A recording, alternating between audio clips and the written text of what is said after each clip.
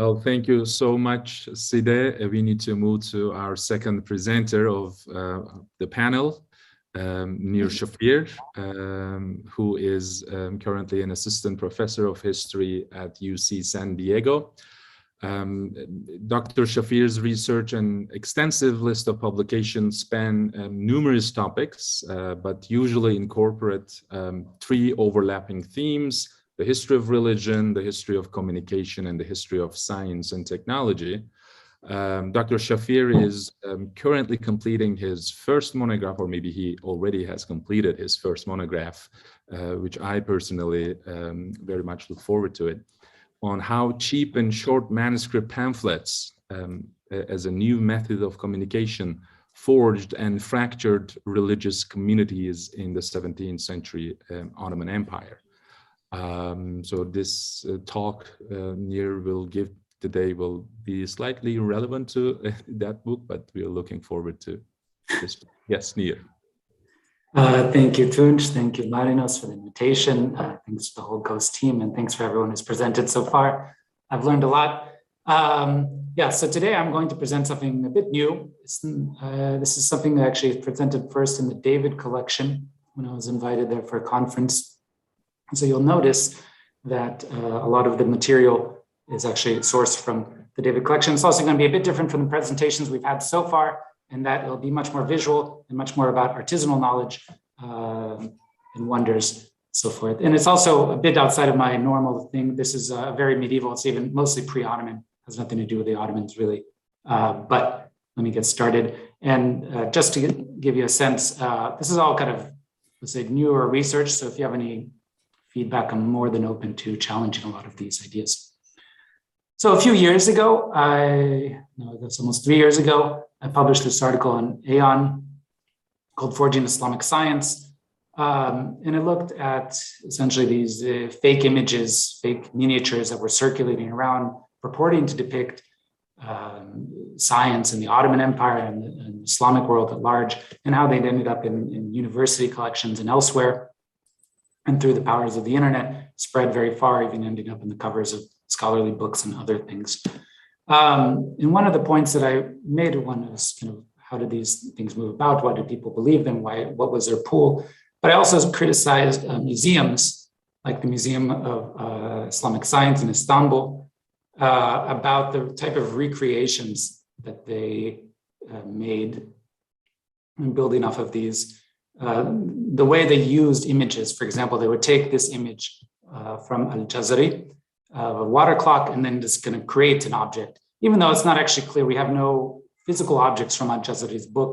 There's no historical equivalent to this replication. And the same thing they would do for the elephant clock. And now there's even an entire museum of Al-Jazari stuff. And so, in any case, this article looked at kind of why are we so interested in these fakes and recreations? Why do we want to share them? And attached it to a whole discourse about fighting Islamophobia and science and rationality. But it led me to some other questions, which I never really had a good answer for, which was, what was the actual role of illustrations in Islamic scientific manuscripts, or in manuscripts in general, but specifically scientific ones? What did their authors and illustrators intend, and how did actually readers understand them? And of course, any art historian can tell you that images are not meant to be obviously descriptive or literal. For example, this is a picture of the Istanbul Observatory, ordered to be built by Murad III, 1574, which was short-lived, and this is probably the most famous image of Islamic science. Often we treat this as a sort of, visual record of what was there, the types of instruments they were using, et cetera, et cetera. But of course, there's many other types of images, diagrams, as Side spoke about just before this. This is the visual system, right? Optic nerves, and well, not nerves, but how they imagined conceptions of vision working, but also allegorical understandings of illustration. So, for example, this is from Persis Berlekamp's article, in which this illustration is supposed to be a visual defense of alchemy. But the one I want to focus on today, and is at the center of these museums, is these illustrations and automata and mechanisms created by Al-Jazari So for example, here is a automata of a slave pouring and drinking wine. So the actual object would have moved, the hand would have moved, and the wine would move, the liquid would move through the automaton. And these are, of course, these illustrations are what are reproduced in the Museum of Islamic Science and Technology. And as I said, there's a whole Istanbul Jazari Museum, which you can go to in Üsküdar. I haven't been to it yet, which does a lot of the same stuff. Now, the irony here is that all of these museums don't actually include historical objects, but they also ignore the main object that seems to be most closely linked to Al-Jazari himself, which is this gigantic door, which was the door of the main mosque in Cizre. And it wasn't actually built by Al-Jazari, but it was built shortly after his death, and probably in his workshop or his students. And it follows very closely some of his models. And today you can find this door in the Türk ve İslam Eseri Müzesi in Istanbul, where it occupies a large part of the exhibit. And actually, if you notice, there's a doorknob or handle here of two dragons missing. And this can be found in the David collection. And I don't think anyone disputes this, but it was basically stolen off of the door in Cizre in the 1960s. And then it ended up eventually somewhere before the deadline of stolen objects being sold, this museum deadline that they follow. It ended up in the David collection, and it's there now, and people are disputing. We can talk more about the ethics of this object in the Q&A, but I just wanted to point this out. And even the description of the object in the David collection actually points out that it used to be on this door in Cizre until the 1960s, and complains that the Türk ve İslam Eserleri Müzesi has badly restored their version of this. And just so you know, these dragon handles are not isolated examples. There's a few others. This one might be a fake. And this dragon motif ends up in all sorts of places, like this early, one of the first types of illustrated manuscripts we have from the Kitab Suwar al-Kawakib, sort of constellation, and also in the Bab al-Tilsim in Baghdad, no longer existing today. In any case, I want to go focus on the door. Now, this door is interesting because Al-Jazari devotes almost, I think it's basically his longest chapter. He goes on and on and on about this door in great, great detail. And for example, when he's describing the creation of these dragons, he has almost pages on this and how he made these dragons. And you can read here for a bit, you know, he takes pieces of brass and how he cuts them out and how he hollows out this part and moves this thing and puts in this nail. And he really gives you an entire reconstruction of the artisanal process that it takes to pull this all together. And he also, of course, brings in a lot of illustrations of all the different pieces and so forth, and how this lattice work is constructed. Here's an example of what the dragon is supposed to look like. These images are from an Hagia Sophia magazine. Now, the interesting thing is this door in the 15th and 16th century seems to have become disenchanted or has a very poor reception in the copies from that period. Now, for example, the Leiden, one of the Leiden copies, the copy says, I have omitted the 46th chapter, which was concerned with the construction of a door in the city of Amid, because it is of minor usefulness and because the author gave it a lengthy treatment. The Ottoman translation of this book in 1575 goes even further. It's a two-panel door that the author made from brass for the palace of the city of Amid. Although, according to what is written in that chapter, it took a lot of craftsmanship and skill to make, and the people at the time regarded it as perfect quality. In reality, the underlying mechanism has no delicate subtlety. In the aforementioned book, a meaningless image appeared in comparison to the rest of the mechanisms mentioned before. Therefore, this chapter wasn't expanded and the mechanisms were left out. And my favorite Leiden, the other Leiden copy says, I left out the specimen because it was useless. It's a picture of a door. So what happened? Why did this door become disenchanted? Why is this door, which Al-Jazari spent so much time looking at, no longer part of this thing? And And this leads me to answer this, I have to basically field a number of other questions. One, where are all these original objects that Jazari made? Were any of these illustrations actually meant to be constructed or not? Is it just simply a question of survival? Or was this whole book was just a sort of set of imagined constructions? And similarly, what are the purpose of these mechanisms? And why did he have to write a book about it? And ultimately, why did he emphasize these illustrations and put these illustrations inside of it? So let's start with the very basics. Who is Al-Jazari? He is, his name is basically Ismail Al-Jazari. The Laqab Al-Jazari comes because he's from Cizre, which is today in Turkey. And he was living between 1136, 1206. And he served the Artukid court starting around 1179. We don't really know very much about him other than what is written in this book. But we do know that the book was written around 1204, right at the end of his career. So you can see the Artukids are one of these Seljukish polities that are existing at this time.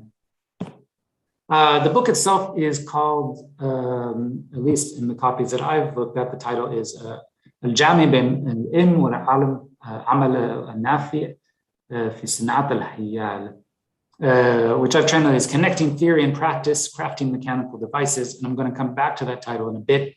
It basically has 50 specimens, ashkal, and it's split into 6 chapters, which you can see here basically are kind of what kind of mechanisms are there. There's clocks, there's vessels and figures for drinking sessions, basins for bloodletting and ritual washing, fountains and pools, machines for raising water, and constructing assorted things. So a lot of kind of hydraulic type material here. So for example, just to give you a sense of what it is, he'll put a image like this, and then it says, it is a standing slave holding a silver goblet in his right hand.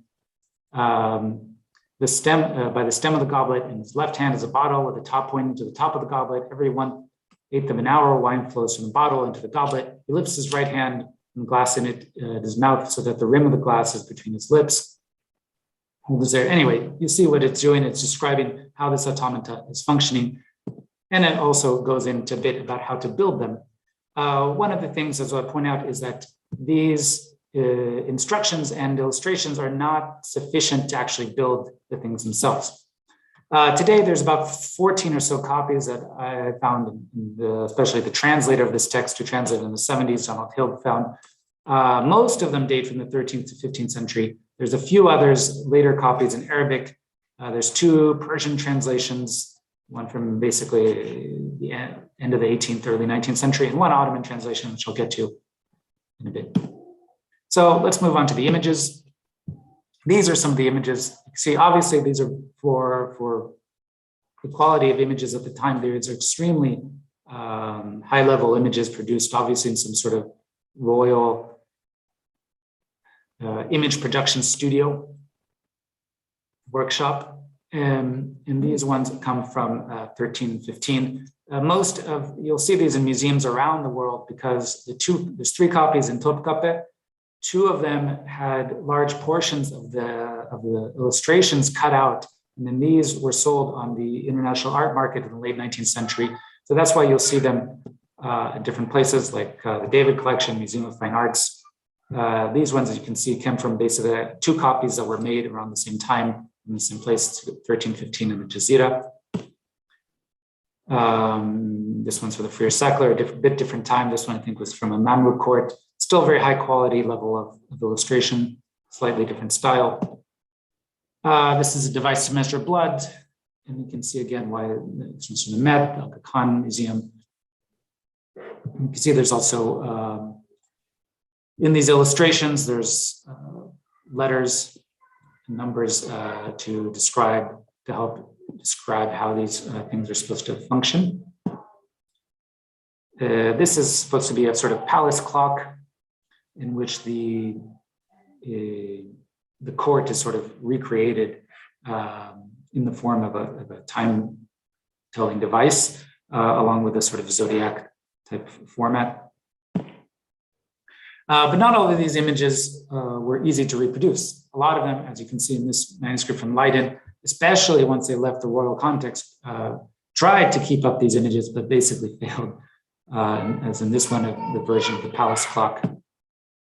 Other times you get these, this is the bloodletting device, and this is the BNF copy in which things were colored in, but it's not quite clear if they just stopped or if this was enough information for them, what exactly was going on.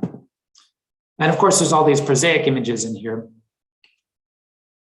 things that are more diagram based, which are trying to show the mechanism at work. But as Donald Hill, the translator, points out, these pictures and descriptions are not sufficient to actually recreate any of these. You actually still have to know a great deal of mechanical knowledge in order to do this. So you cannot go take this book and use it like an IKEA catalog and put a piece together. And of course, there's a lot of, even when books didn't include the illustrations, they still left the blanks in there. So Jazari himself gave a great deal of importance to these images. And he repeatedly states that he made a specific image for every mechanism, and they're really at the central of his explanatory process. And so, for example, even if we examine a colophon mentioning the author's colophon, which I don't think the author's copy doesn't exist anymore, but apparently he left this in the colophon. Jazari wrote, as for the letters, codes, pictures, and images of specimens, Jazari had them marked and drew them in his own hand. Right, so Jazari put a gigantic amount of effort into these illustrations.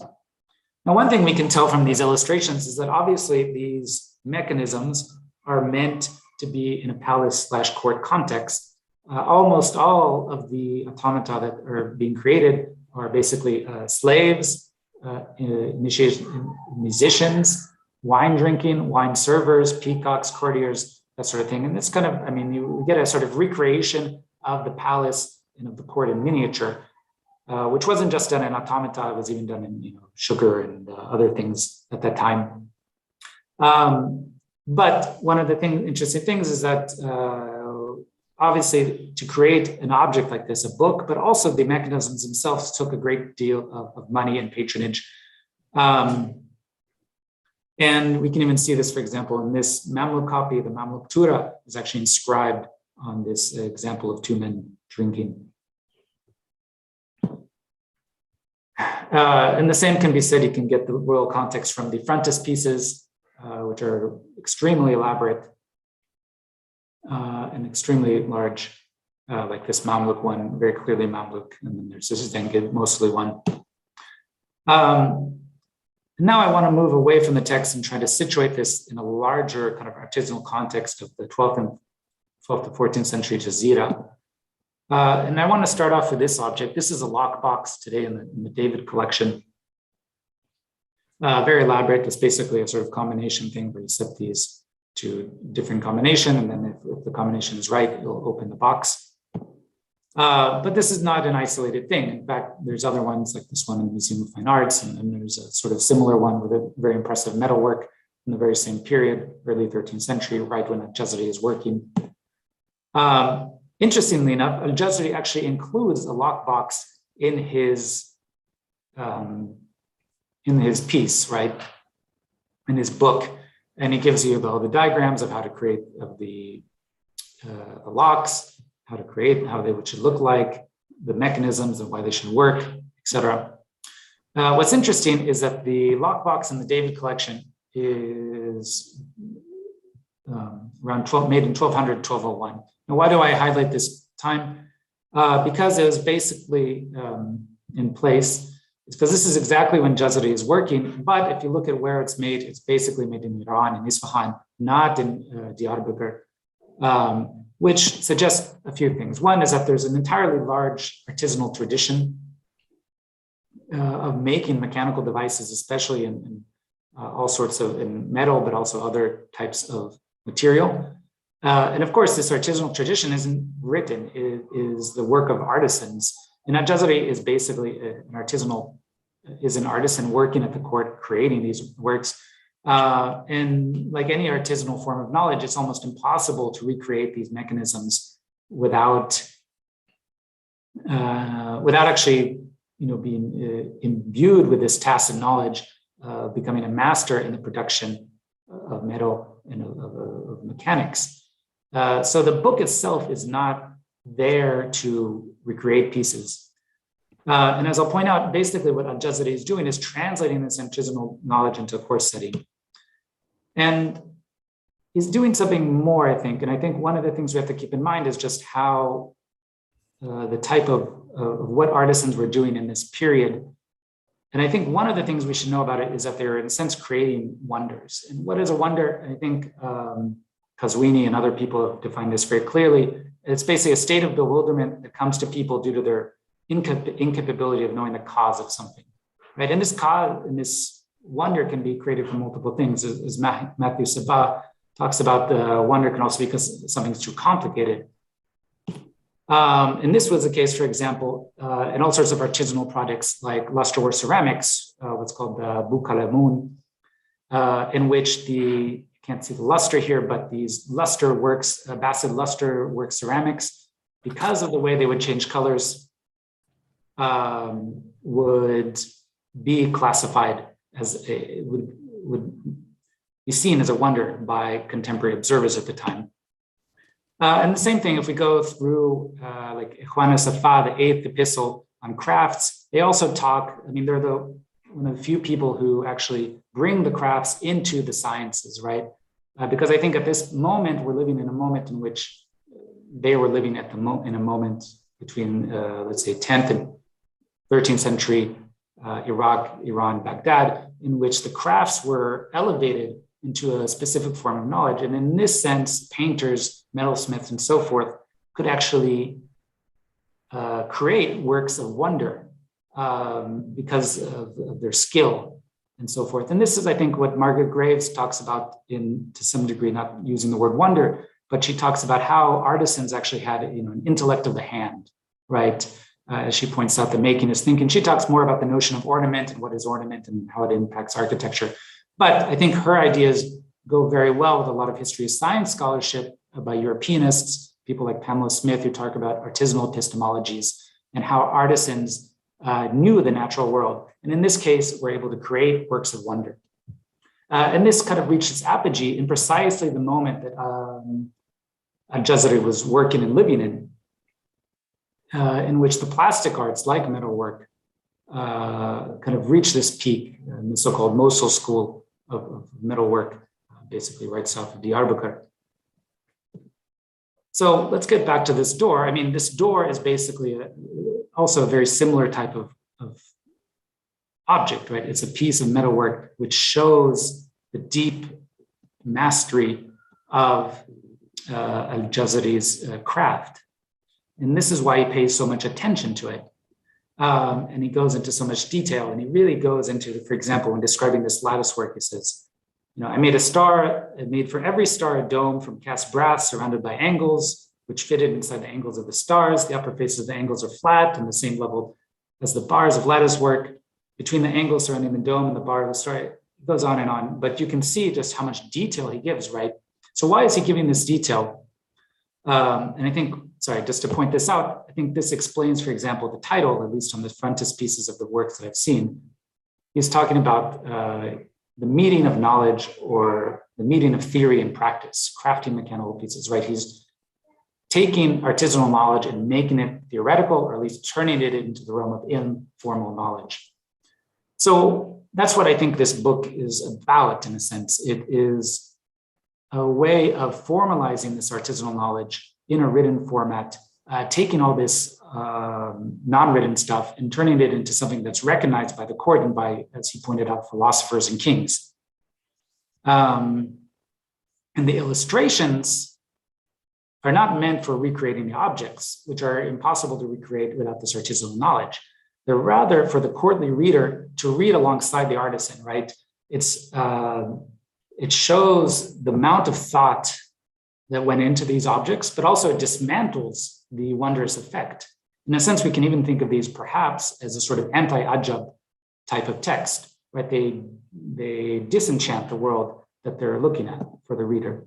And I think this, to go back and to kind of sum up, why is it that in the 14th and 15th century, or 15th and 16th centuries, this door received such a poor reception?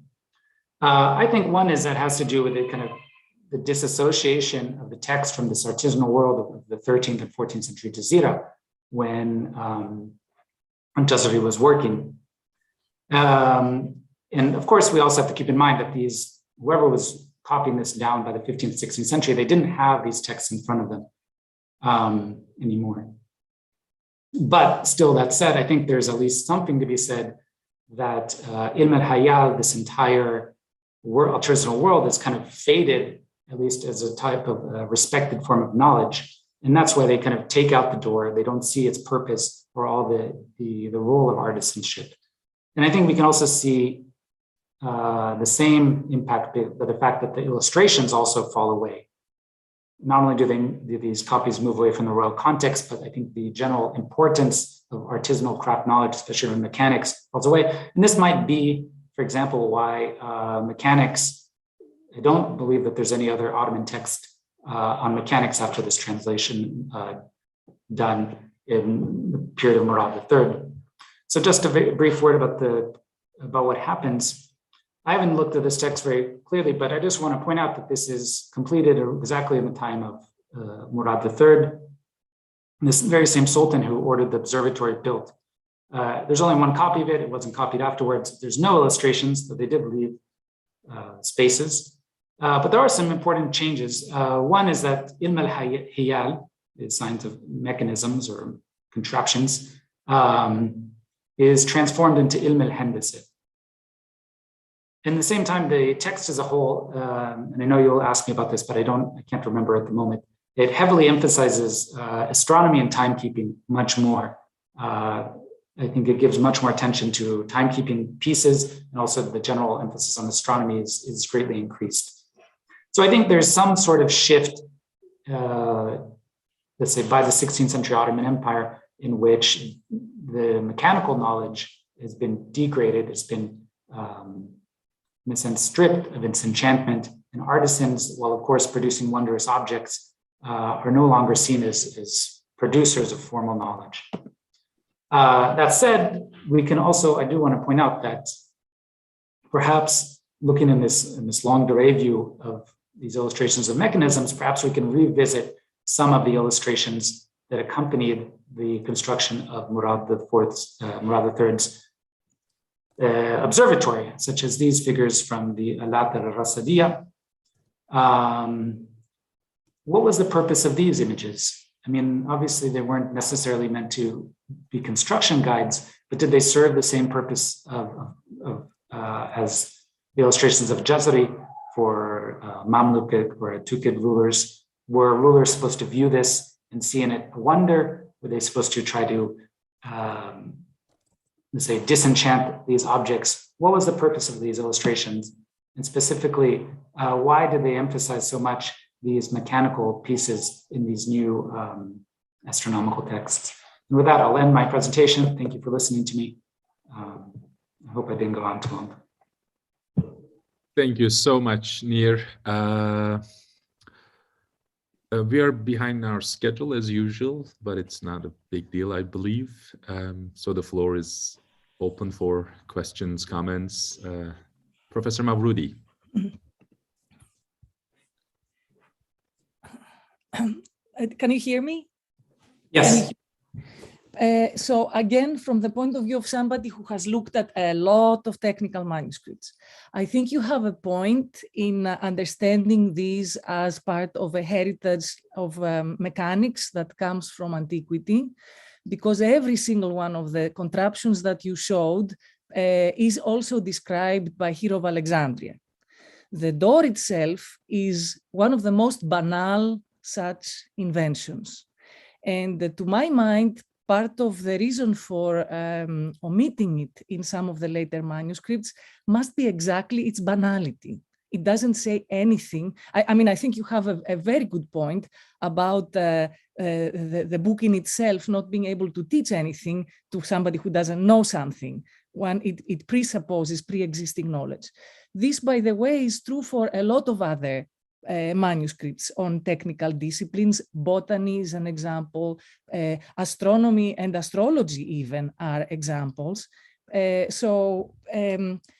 I hate to say this, but the effort to see a kind of fluctuations in, I know this is the job of the historian. We need to account for historical change, and we need to look into our materials and kind of see change and describe change.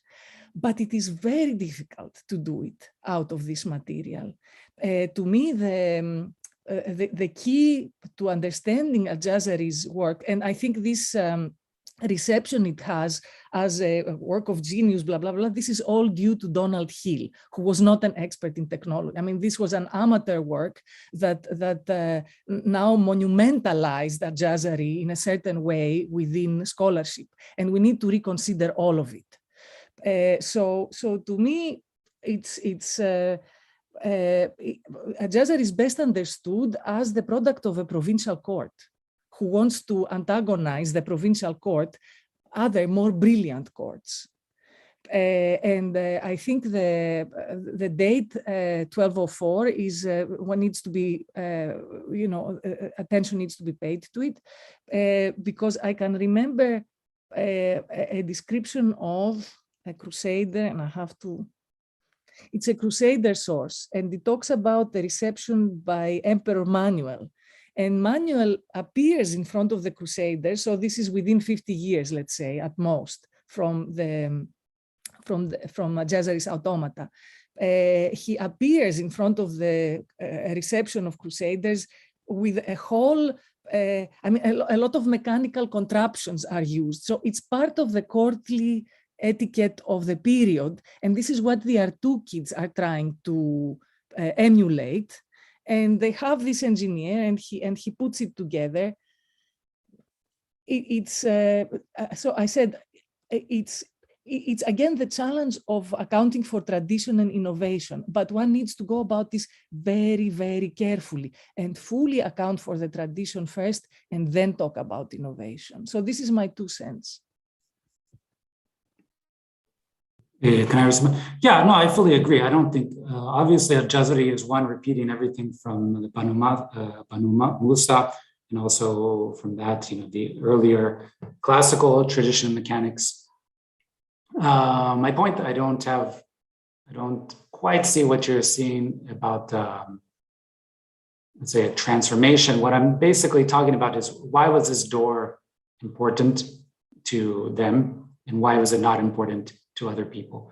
And I think that partially can be seen in the role of artisanal knowledge, and at least the artisanal context of the Jazeera at that time, which fit in, as you pointed out, very much into these world of mechanics in Artukid court. So I don't quite see where we disagree exactly. Professor Hagen? Yeah, thank you. This I was really intrigued by the way you've talked about sort of the translation, yeah, from the world of mechanics to the court, right? Which I think holds the key for a lot of other comparable phenomena. So it made me think of 2 phenomena. On one hand, what we've seen in the Ottoman illustrated accounts of what's it called, circumcision festivals, yeah, where all the crafts sort of are parading in front of the Sultan. So there is obviously patronage is sort of a key issue here. But the other thing I wanted to point out, and I'm curious if you have sort of some additional thoughts on this, is the parallel, most stark parallel that comes to my mind in this is Thucydides, who's also assembling a vast or puts into writing a vast body of very sort of practical knowledge and submits it to the court.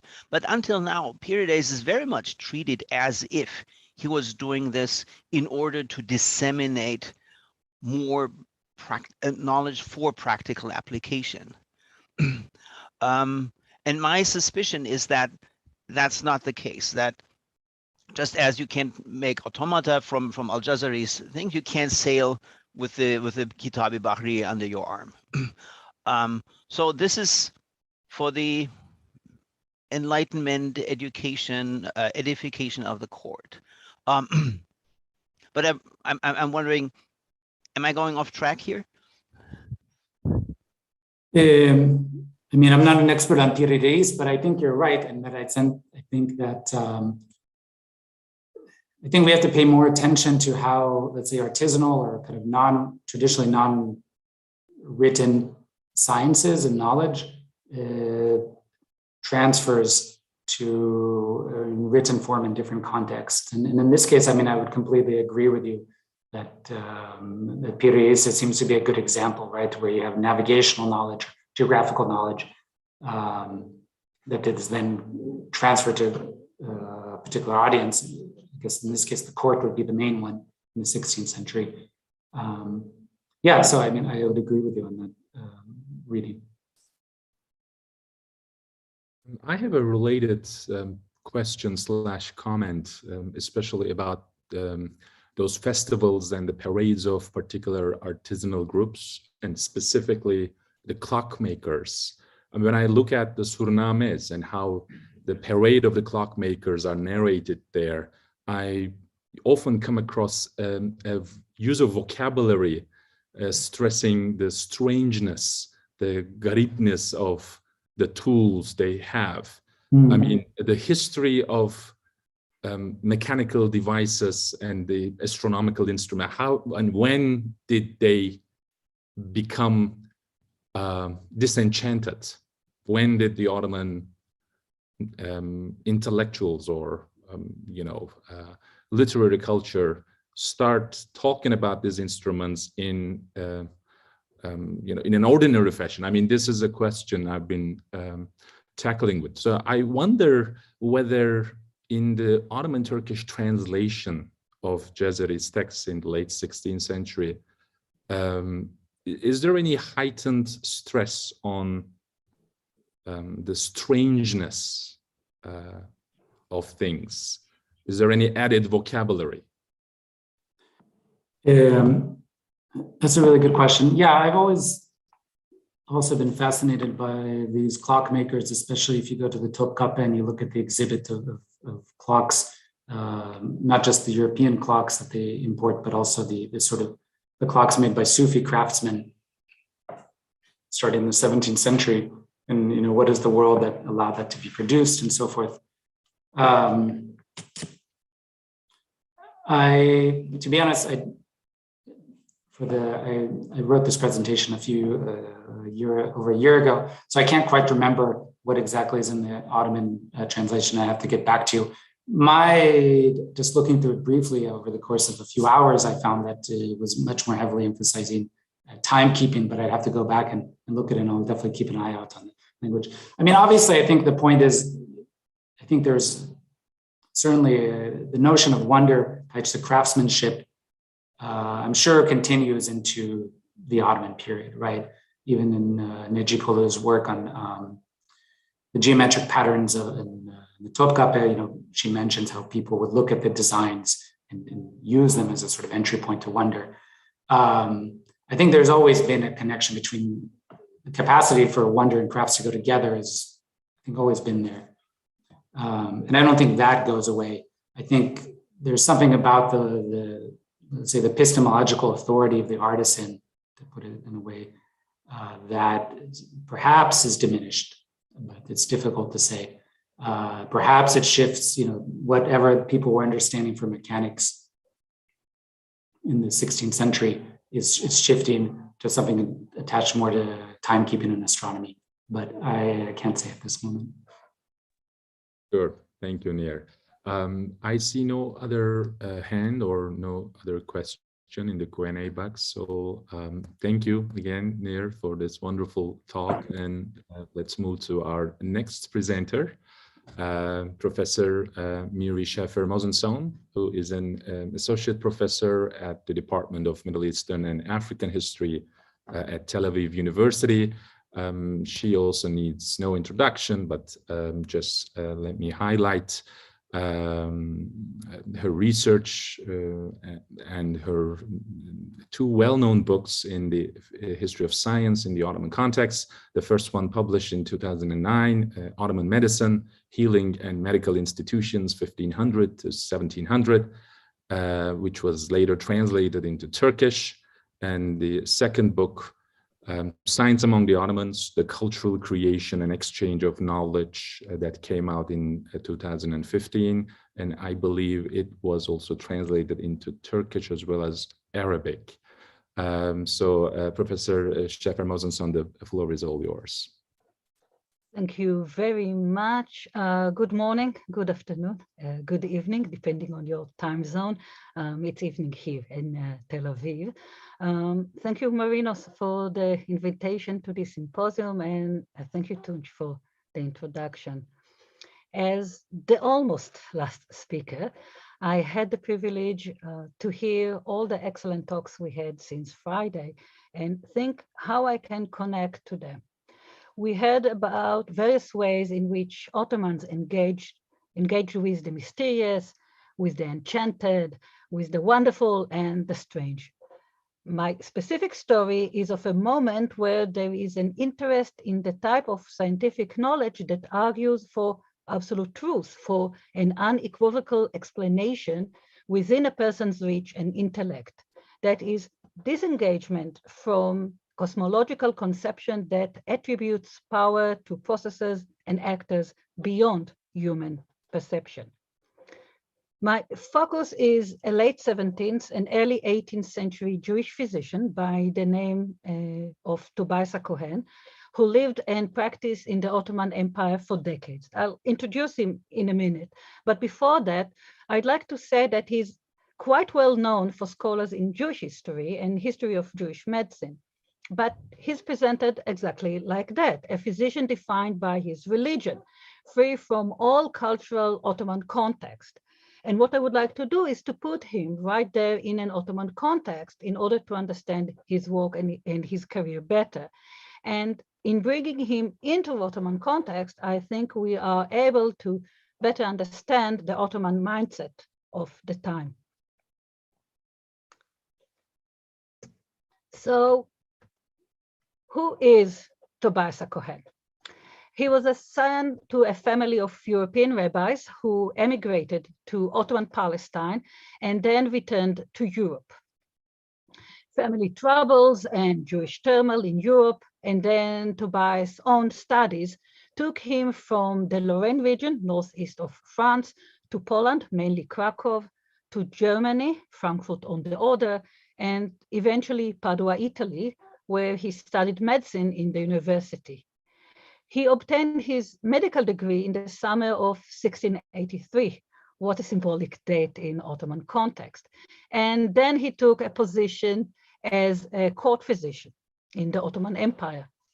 Tobias lived in the Ottoman Turkish-speaking imperial capital cities of Edirne and Istanbul, and he served 4 Ottoman sultans, Mehmed IV, Suleiman II, Ahmed II, and eventually Ahmed III. Later in life, he lived and practiced in Jerusalem. My point of access to Tobias' work is a fig. This wonderful fruit and also a flowering ornamental plant is a native of the Mediterranean and Western Asia. The significance of the fig is the culture and economy of the region is epitomized in the fact that the fig is one of the 7 species, the special products of the land of Israel. The fig also has medicinal attributes. This was the accepted medical wisdom in the Middle East of the early modern period, as discussed in a number of medical texts. And here is what Tobias wrote in his medical treatise in Hebrew, printing in Venice in the early 1700s.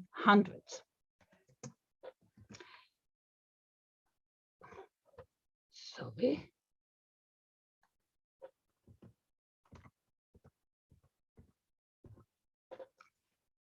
And the text goes like that. At the time of the early ripening of the fig, it is good for any leprosy and lesion, but it is not good for eating unless well developed in the sun and slightly shrunken. Then it will soften the abdomen and chest and any internal and external abscess. It is good for curing cough and removing mucus easily. It is also helpful for urination and menstruation of women. Its branches and leaves, their cooking heals any lesion and stain in the skin of the flesh. I saw one and also succeeded myself in taking the leaves of dried figs, crushed them to dust, mixed with cleaned honey, 3 times the weight of the dust, made them into a paste, and took daily a measure of walnut, and the patient was cured of leprosy, which was like snow. Now we can compare this section with what Naima had to say about figs in Aleppo. And Naima has a fairly long section on figs, and here I would like to highlight only the sentences which are directly related to medicine. There is a fig that even Galen and other physicians have written about in their books. As a medicine, the fig has 2 conditions, cold and dry. It is very beneficial against fever, and during an epidemic, it repels fever and illness. In addition, it stops diarrhea and bleeding. The fig is also good against deadly poisoning. A person who has been poisoned will recover, and it will quench his thirst. Taking these 2 sources together, they point to a type of common medical knowledge out there in the public sphere, shared by many Ottomans. Medical knowledge and medical practices connected between Ottomans of different religions. Here we have a Jewish physician and a Muslim bureaucrat. They also connected between different genres of land and elite writing, here a formal medical treatise and a court chronicle. This is one aspect of a social and cultural continuum stretching from the court to educated urban circles and back, enhanced by overlapping social and cultural circles of the individuals and networks. However, it is surprising that this shared medical tradition appeared in a medical text that was intended to reflect the most advanced scientific knowledge of its time. Tobias Cohen expressed this goal in words in the text and structure of his work.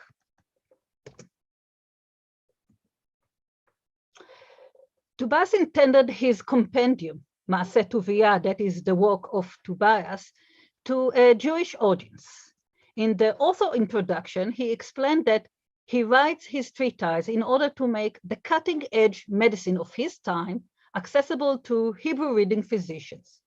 Using a customary Jewish expression, Tobias writes he assembled the best medical wisdom from new sages, like one collects the honey nectar. The structure of the text also highlights the interest in new medical knowledge. His work is divided into 2 parts, each with its own title page. The first part discusses theology and general scientific knowledge, and the second part is dedicated to medicine. This part is titled New World, Olam Chadash, and includes separate sections dealing with gynecology and pharmacology and materia medica, titled The World of Action, Olam HaAsiya. In the second section, New World, Tobias devotes several pages to new developments, Inyanim Chadashim, in a section titled Bait Chadash, New House. There are numerous examples of the new medical developments Tobias includes in his book. For the sake of time, I will present here only 2 examples. I will start with Tobias' mechanical model of the human body, which is perhaps the most interesting feature of his work. Tobias compared the anatomy of the body to the construction of a house. This visually didactic method likens the hair to the roof, the corners of the roof to the ears, the eyes to the windows, and the mouth to the door. The lungs are the upper ventilated story. The stomach and liver are the middle story, where the baker cooks. The spleen is the cellar, the kidneys are the water reservoirs, the intestines are the lavatory, and the feet are the foundation of the house. This analogy was not new, but a development of a similar analogy used by the famous English physician William Harvey. Tobias was also not the first to use Harvey's analogy of the house to explain the human anatomy, but he quotes quite a bit from Harvey, which shows how much and well established the knowledge about Harvey was in the Eastern Mediterranean. Indeed, Tobias also refers to Harvey's circulatory system, which he quotes as an introduction to a discussion of medical problems originating with the heart. And this is example number 2. Tobias Cohen says that the ancient physicians put forward numerous explanations how blood moves through the body, but they did not know the real answer till a grand English doctor, his words, who knew the wisdom of surgery, his words again, discovered the real and true way blood moves in the body in general and in the heart in particular. All the physicians of our times thanked him, Tobias says. He then explains the various blood vessels which carry blood to the heart, from it to the lungs, back to the heart, and from it to the whole body. He uses formal terms like the cava. He refers to the vena cava, a large vein that carries blood to the right side of the heart from other areas of the body. He also mentions the aorta, the largest artery in the body, which carries oxygen-rich blood away from the heart to vessels that reach the rest of the body. After this very medically professional description of the circulatory system, Tobias brings a biblical description of the Garden of Eden as defined by 4 rivers as a model of the heart and the arteries and veins. Now he uses a traditional and common vocabulary and imagery familiar to his Jewish audience, but he does so to present fresh medical knowledge. The point I would like to highlight is that cutting-edge medical knowledge from England was embedded and fully acknowledged as a major breakthrough in the work of a Jewish physician who studied in Germany and Italy and spent decades in the Ottoman Empire. This is the moment to ask the question, so what? This crisscrossing of medical knowledge and practices throughout Europe is more than common knowledge, it's basic. Even the realization that there was great interest among educated urban Ottomans, even enthusiasm in new medical knowledge because it was new and perhaps because it was European, is far from shocking, certainly when Harun Kuchuk is right here with us on the screen. I refer, of course, to his Science Without Leisure. We learned from Harun that around 1700, exactly Tobias' time, Istanbul was occupied with practical and effective understanding of nature. But there are 3 elements that make this case noteworthy. First, the profile, the social profile of Tobias Cohen. He was highly educated, university educated, a real coup for a Jew at that time. He was also interested in medical theory alongside the practical clinical aspect. In contrast, Harun showed us that the profile of those who were interested in new medicine and advanced in wanted to advance it, resembled artisans committed to tangible results rather than scientists committed to theoretical and abstract explanations. For those artisan-like practitioners, medicine brought lucrative rewards, not intellectual satisfaction. With Tobias, we see an example to someone from the so-called old guards. He was very much part of the traditional medical elite who was fully committed to new and more effective medicine. A second element that makes Tobias noteworthy is his awareness. He fully understands that this is new knowledge that mounts to new understanding of the body. He also understands that there is a new kind of evidence that supports this new understanding. I compare Tobias' understanding to Evliya Çelebi's mindset, as it is revealed in Evliya's description of a head surgery he claimed to have watched in Vienna. In the 7th volume of Seyahatname, Evliya includes a detailed description of a visit to an Imperial Habsburg hospital. There he was invited, or so he said, to watch an elaborate head surgery on an unconscious gunshot-wounded man. Without getting into the medical details, which do not concern us here, it suffices to say that Evliya was astounded how the surgeons opened the scalp and pulled out a rifle bullet. Evliya was amazed at the high level of medical expertise, but he did not see in it anything beyond the medical theories known to him and beyond the medical abilities of Ottoman physicians. He was unaware of what we know, that in practice, a distance has already begun to emerge between the European and Ottoman medical systems at the theoretical and clinical levels. Tobias, in contrast, was very much aware that this was a new medical understanding of the human body based on a new type of evidence. Third and last, Tobias adopted new knowledge, but did not replace and renounce the old knowledge. In this period, he wrote a section devoted to the 4 elements, which described not only the 4 standard humors, but rather all the fluid components of the body.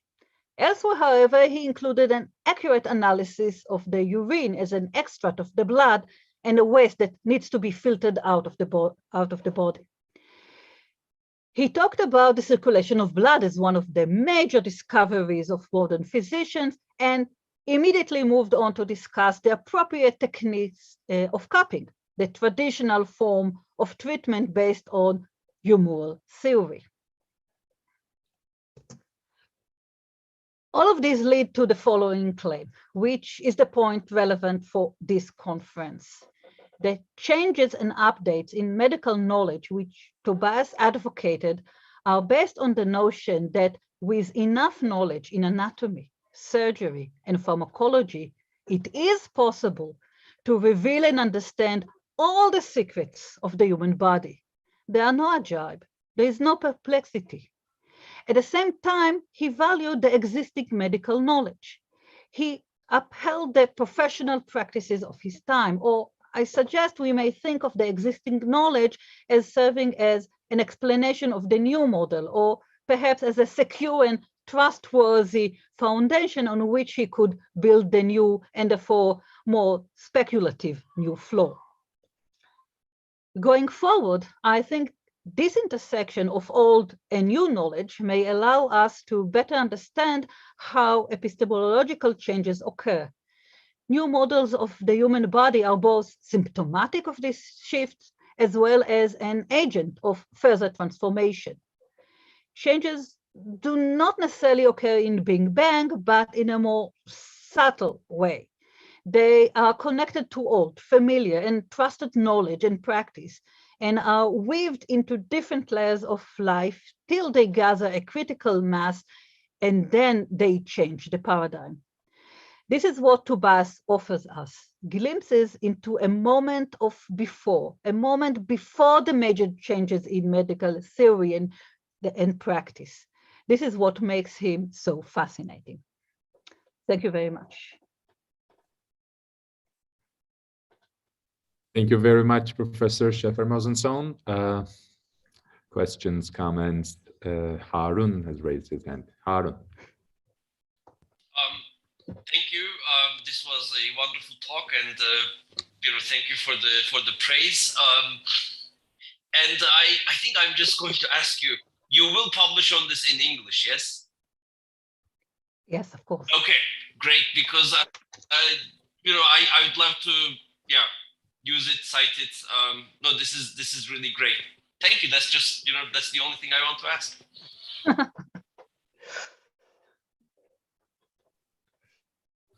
Dr. Gara. Thank you very much. It was very nice indeed.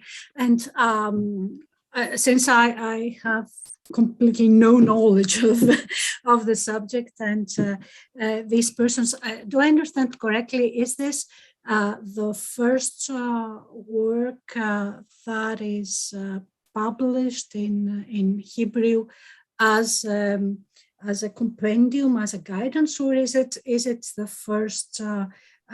Is this the first person with a university education? I don't really, this is something that I have not really understood. And just for information, you may be aware that 20 years earlier, Alexander Mavrocordatos wrote a dissertation in Padua. He also studied at the University of Padua, and so he wrote his dissertation there on the circulation of the blood, which of course was not Harvey's there, but of course that it went through the lungs, if I understand correctly, because it's not my field. So and this was a work that was, of course, republished later and was circulating in the 60s and until the 80s at least. But as far as I understand, he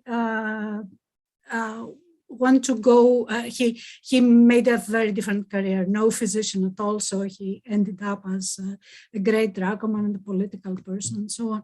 And so you have Tobias, who is of course a younger person, and he has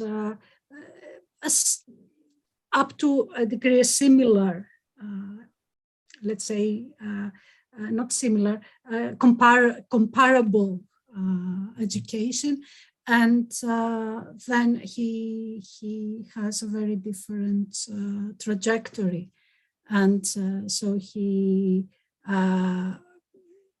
brings out this book for educating other physicians. Is that so?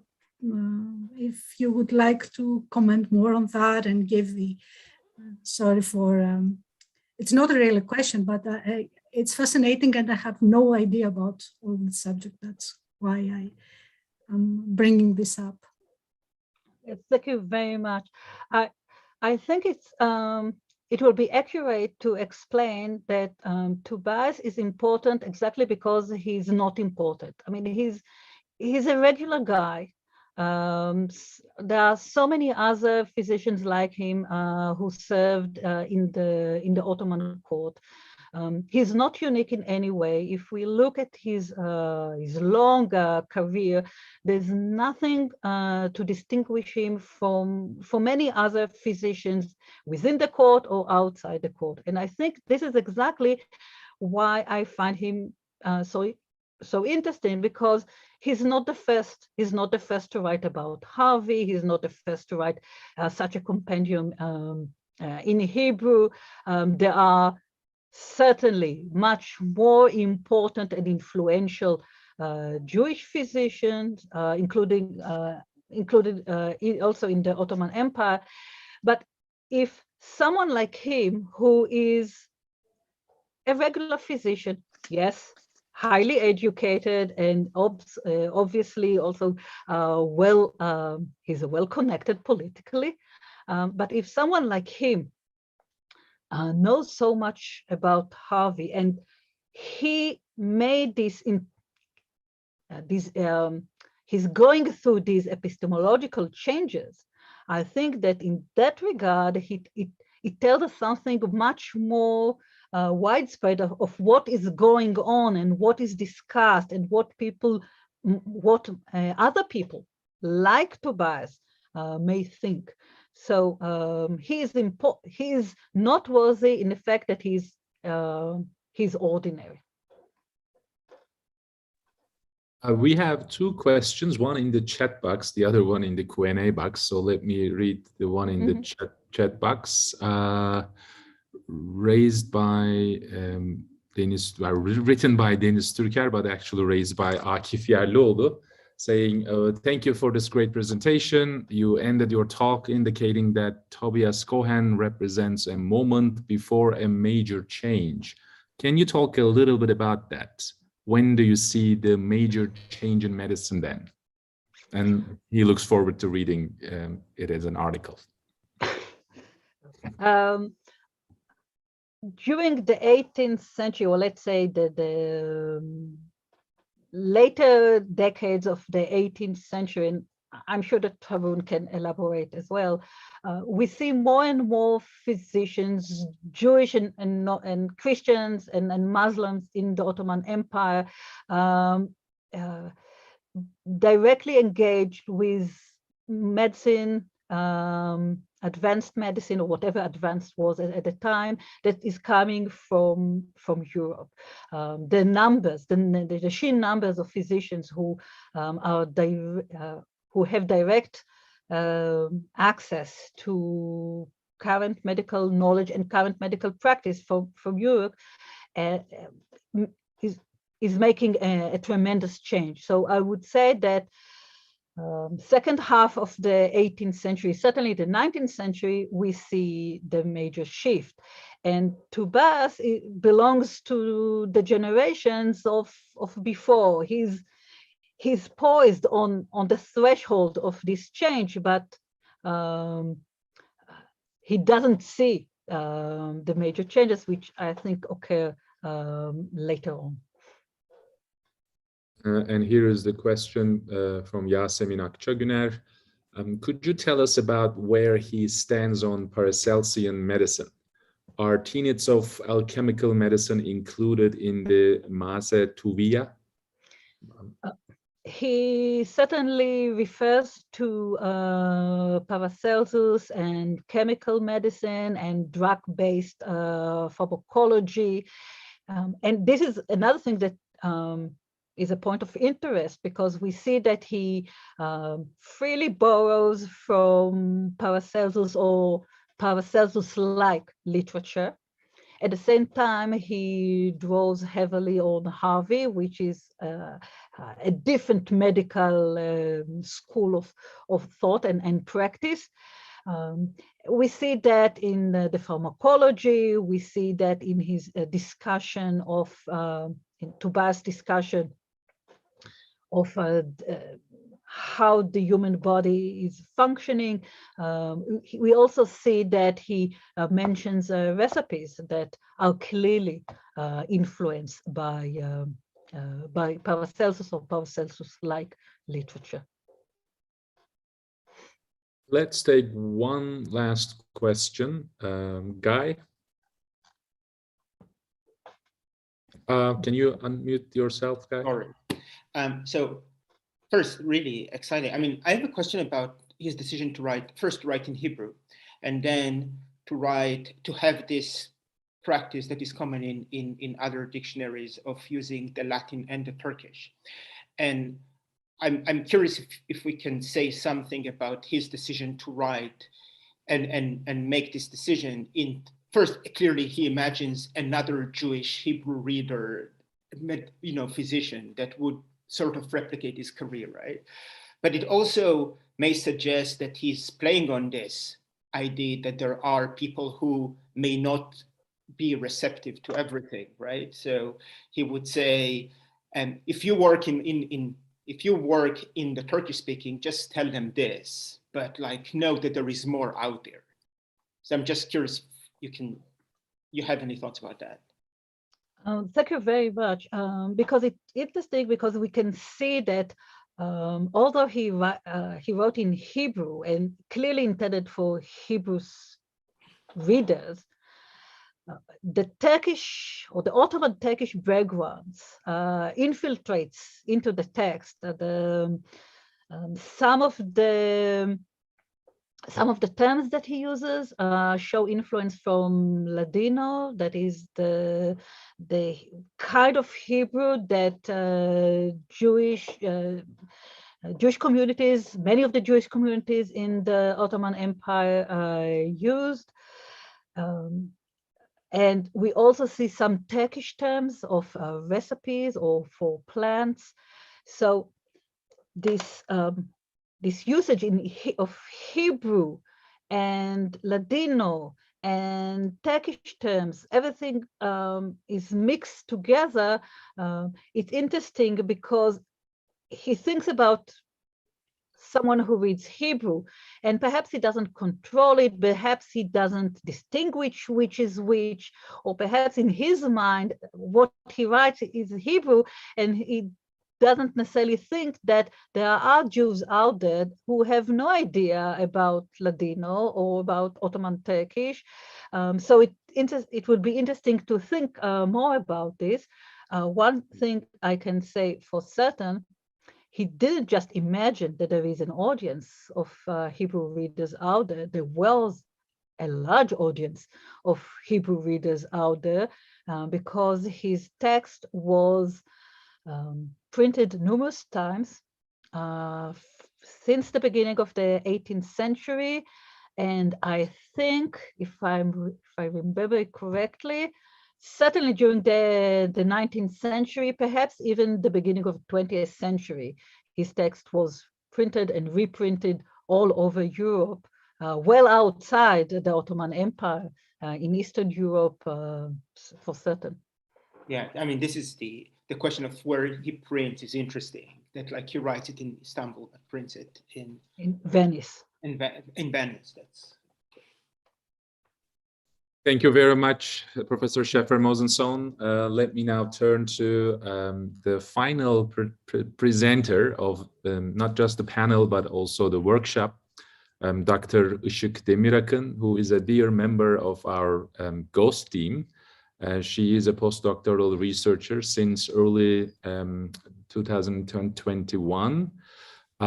She received her PhD from Bilkent University with a dissertation on urban history in the 19th century Ottoman context, and her main focus of research is urban and intellectual history, and she's published on 19th century Ottoman Istanbul. Işık, the floor is yours. Thank you, Tunç, and I must say thank you to all the participants as the last speaker for your contributions, for your great papers. So it's just as well that I'm the last because my paper concerns a quite considerably late period, 1830s to be exact.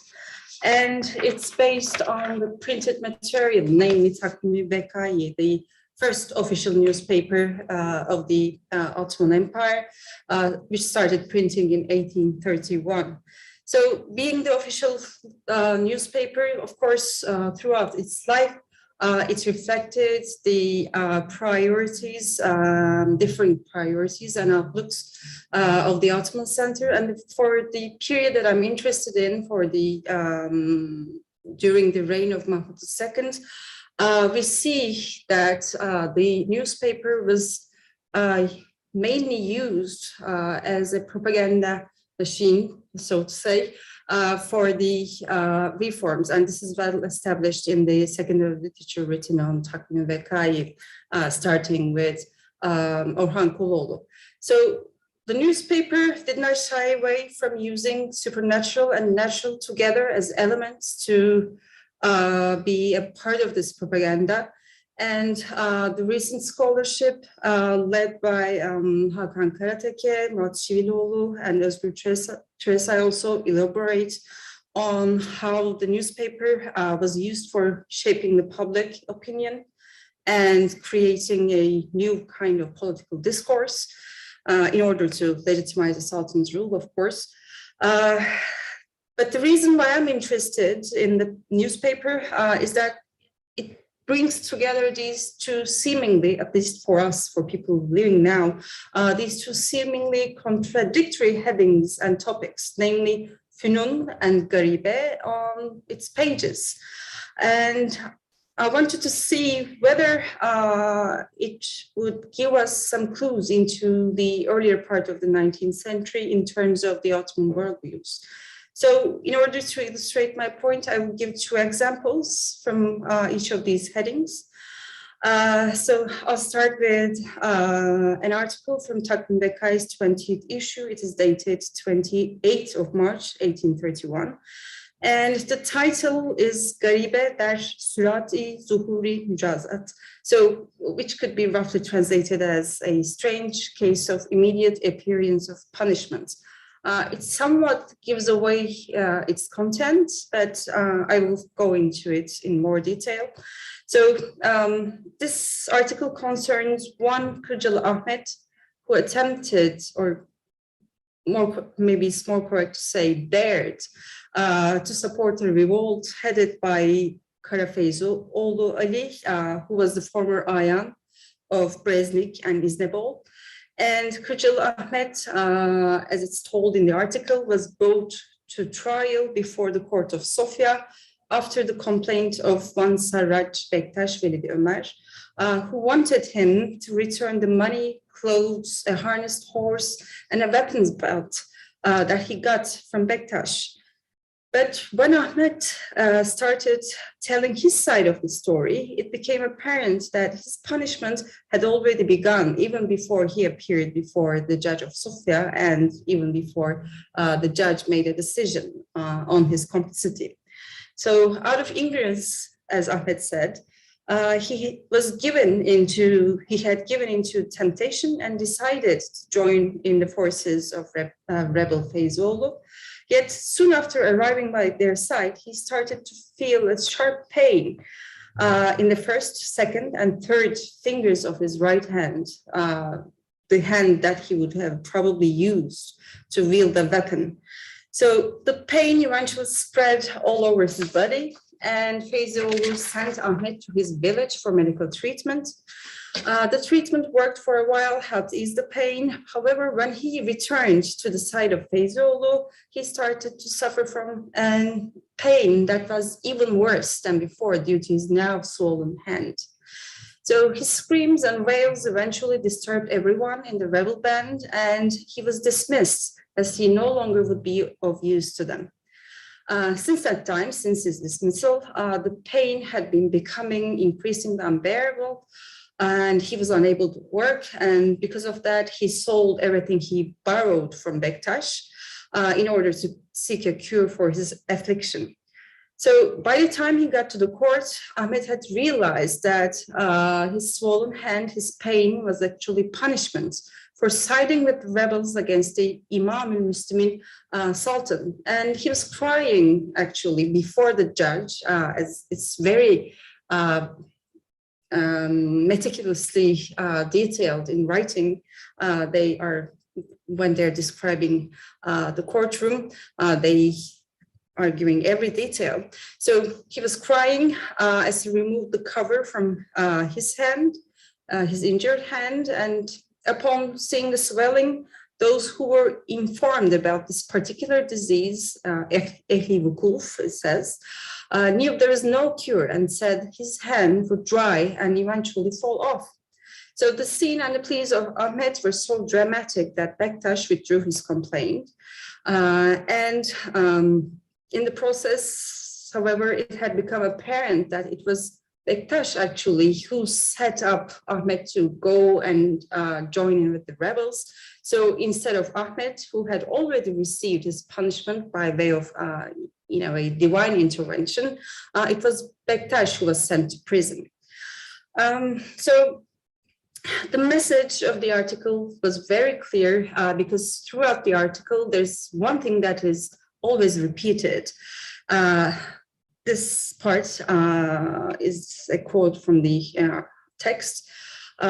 Obedience to Sultan and repentance for rising up against him would bring comfort in this world and salvation in the afterlife. Yet the audience was still spared the hard work of finding the moral of the story, as it was once again stated at the end. Think of what will happen to those that took up arms against the imperial soldiers in the afterlife. And now, if this disease befalls a man who had not yet engaged in combat and even touched a weapon. So in the original it says, işte henüz askeri şahane tarafına isteyen silahını çekmeyen şahsın yedi carihası mecruh ve telef oldukta tüfek endaz tuyan olanların ahirette hüsranından başka dünyada görecekleri mücazat bundan kıyas olunan. The article still doesn't end. There is one more warning at the end written in verse. And it's again saying that if you are to rise up against Sultan, you are sure to get what you deserve. So basically it says, do not be fooled to think that a traitor will be blessed. He will either lose his head or be hanged. So the message is clear to us as well. So by way of assigning some kind of divine punishment to the rebels, Mahmud II, and as his extension, the new army is sacralized. So this is one among many similar instances, but I won't go into detail about those. And I want to move to another example, this time printed under the heading Finun. So in order to, in a way, show that while those disobedient subjects had to deal with their deserved punishments, the advances made in the sciences, especially medicine, was relieving those subjects from their agony. So this article is from Takvim Vekai, dated 24th of August, 1835, just 3 years after the case of Kırcalı Ahmet. And the article gave a vividly detailed account of a surgical operation on a high-ranking state official. So this official was one Mehmet Rakip, who happened to be the son of two-time Şeyhülislam of Mahmud II's era, Yasinzade Abdülvehhab Efendi. As a side note, maybe I should say that Yasinzade had also written a treatise, a short treatise, which was intended to ensure the obedience of the subjects to the Sultan on the basis of hadiths. And this was circulated all across the empire. So if we go back to the operation, the surgery, the report concerning the operation was actually written in French by Constantin Karateodori, then instructor at Pani Amire and a physician at Topkapı Hospital. And it was originally addressed to his fellow doctors and surgeons. However, the report was seen worthy of being printed in Takvim Vekai, as it was a new experience showing how diseases could be cured by virtue of science. So Mehmet Rakip was injured. So the article continues with details about his affliction. So he was injured at a young age while horse riding during one of his posts. But due to his youth and not caring about the possible grave consequences, he preferred to endure the pain and did not seek a cure for 15 years. But after 15 years, the pain had become unbearable. And Mehmet Rakip consulted a number of physicians who all agreed that this swelling had to be operated on. And since he was reluctant to undergo such an operation, doctors had no option but to apply traditional methods. Of course, it didn't work, and the swelling became even larger after a year. So Mehmet Rakip was examined by, this time, the physicians and surgeons of the newly established medical institutions of the empire, Tüphane and Cerrahane, and the consensus was that the operation had to be undertaken. So Mehmet Rakip was no longer able to bear the pain, agreed, and this is where the Sultan comes into the picture once again, since such an operation had not been carried out in the empire before, and due to the high profile of the patient, the doctors and surgeons also unanimously decided to ask for the permission of Sultan. So the chief physician of the palace, Abdul Haq Effendi, informed Mahmud II, and the permission was granted immediately, saying whatever is deemed necessary by the advanced knowledge of today and medicine should be done. Okay, so after this insertion of the Sultan into the story, what follows is a, again, very detailed description of the operation, including the operation room, the operating table, the location of the cuts, the removal of the swelling, the tumor, the stitching, the bandaging, the post-operation care. They are very much told in a technical language, which probably was even more technical, and by way of translation and after the editing, it became more understandable, but still technical. So the patient eventually recovered completely in 17 days. Constantine continued with the evaluation of results, talking about the weight of the tumor, giving all sorts of information about the operation. He compares it to the experiences he had in during his stays in Paris and London. But the report doesn't end there. It continues with another surgical operation, this time on a 55-year-old woman, where the woman's breast was removed after her diagnosis with cancer. And Constantine relates within this report how one of his fellow surgeons objected the operation, but he still went through with it without hesitation, as he saw that the disease had not spread and could be removed surgically. This patient, again, recovered completely in 22 days. So, as I said, this report was actually intended for doctors and surgeons, and Constantine says that he wrote it to encourage them for using the new methods. So, as I said, it had this technical language or the use of medicinal terms. But since, as I said, it was translated from French, it appears that some additions were made by the translators, such as waiting for the Eshefzat for the operation, that the success of the operation was willed by the gods, etc., etc. And of course, the insertion of the Sultan as the patron of modern sciences in the introduction part. So, in this respect, we can say that this supernatural aspect and the advances in the natural sciences, the natural aspect, were used or were had the same function in a way. They were on agreement in their functions. They were legitimizing and supporting the policies of Mahmud II.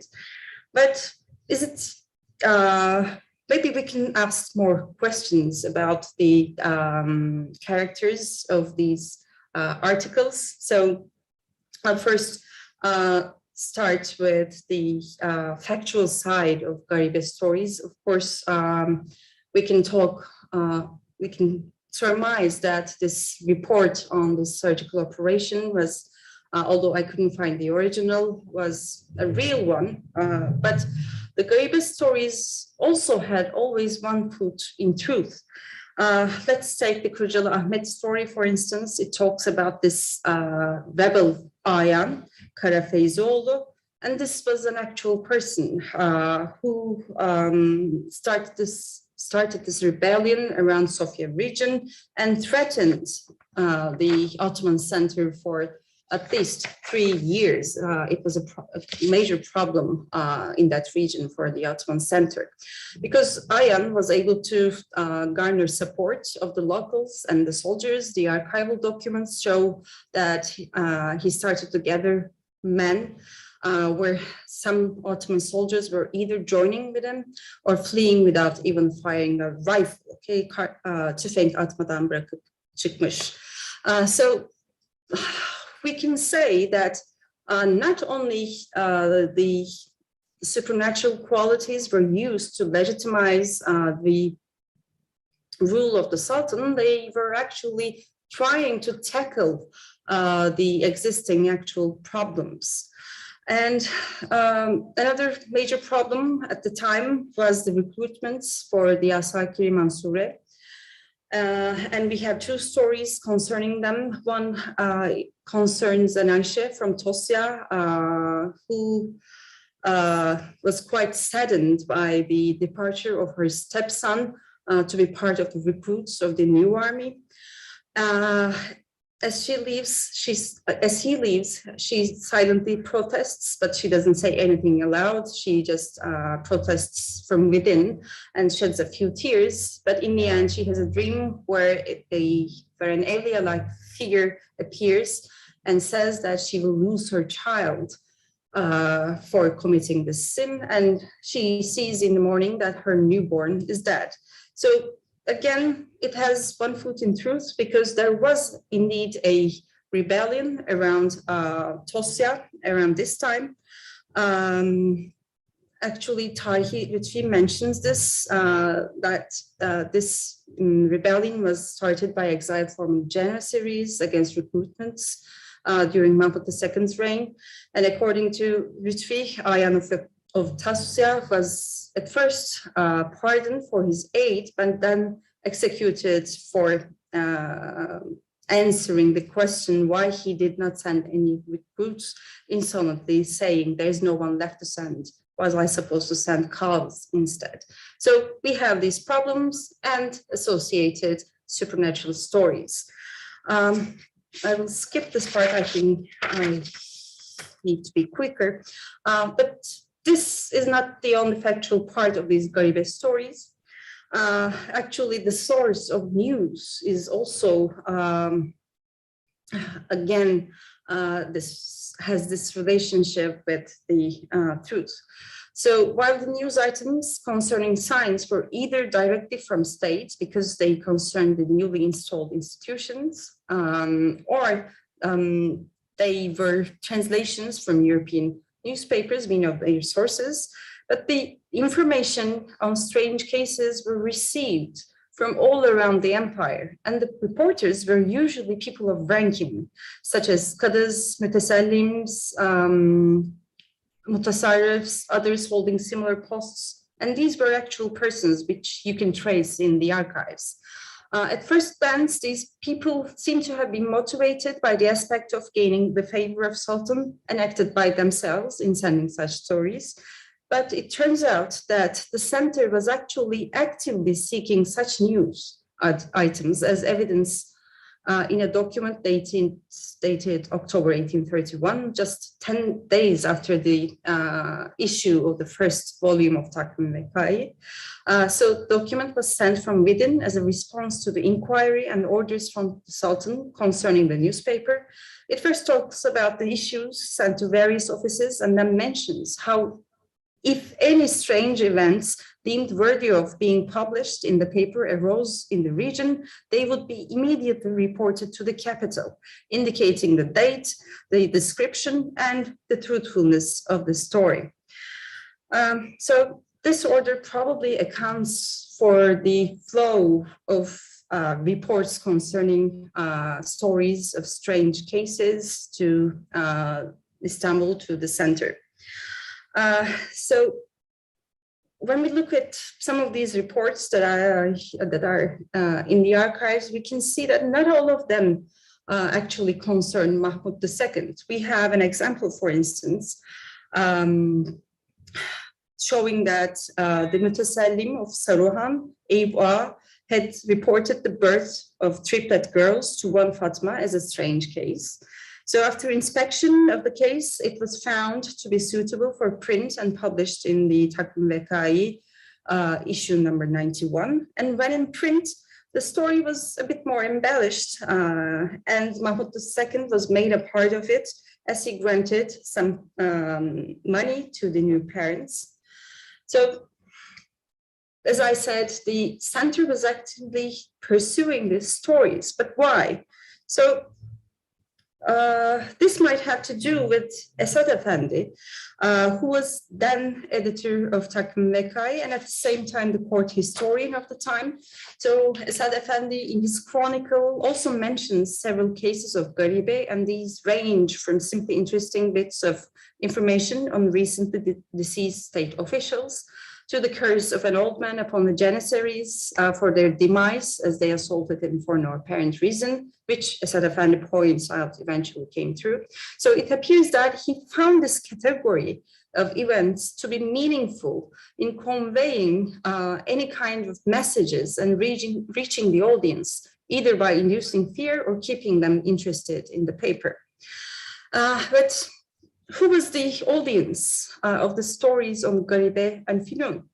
So this is again another question that could be raised in relation to this. According to Koloğlu, the first issue of the paper was printed in 5,000 copies, and until the 1860s, state officials, both in the center and the provinces, were forced to subscribe to it.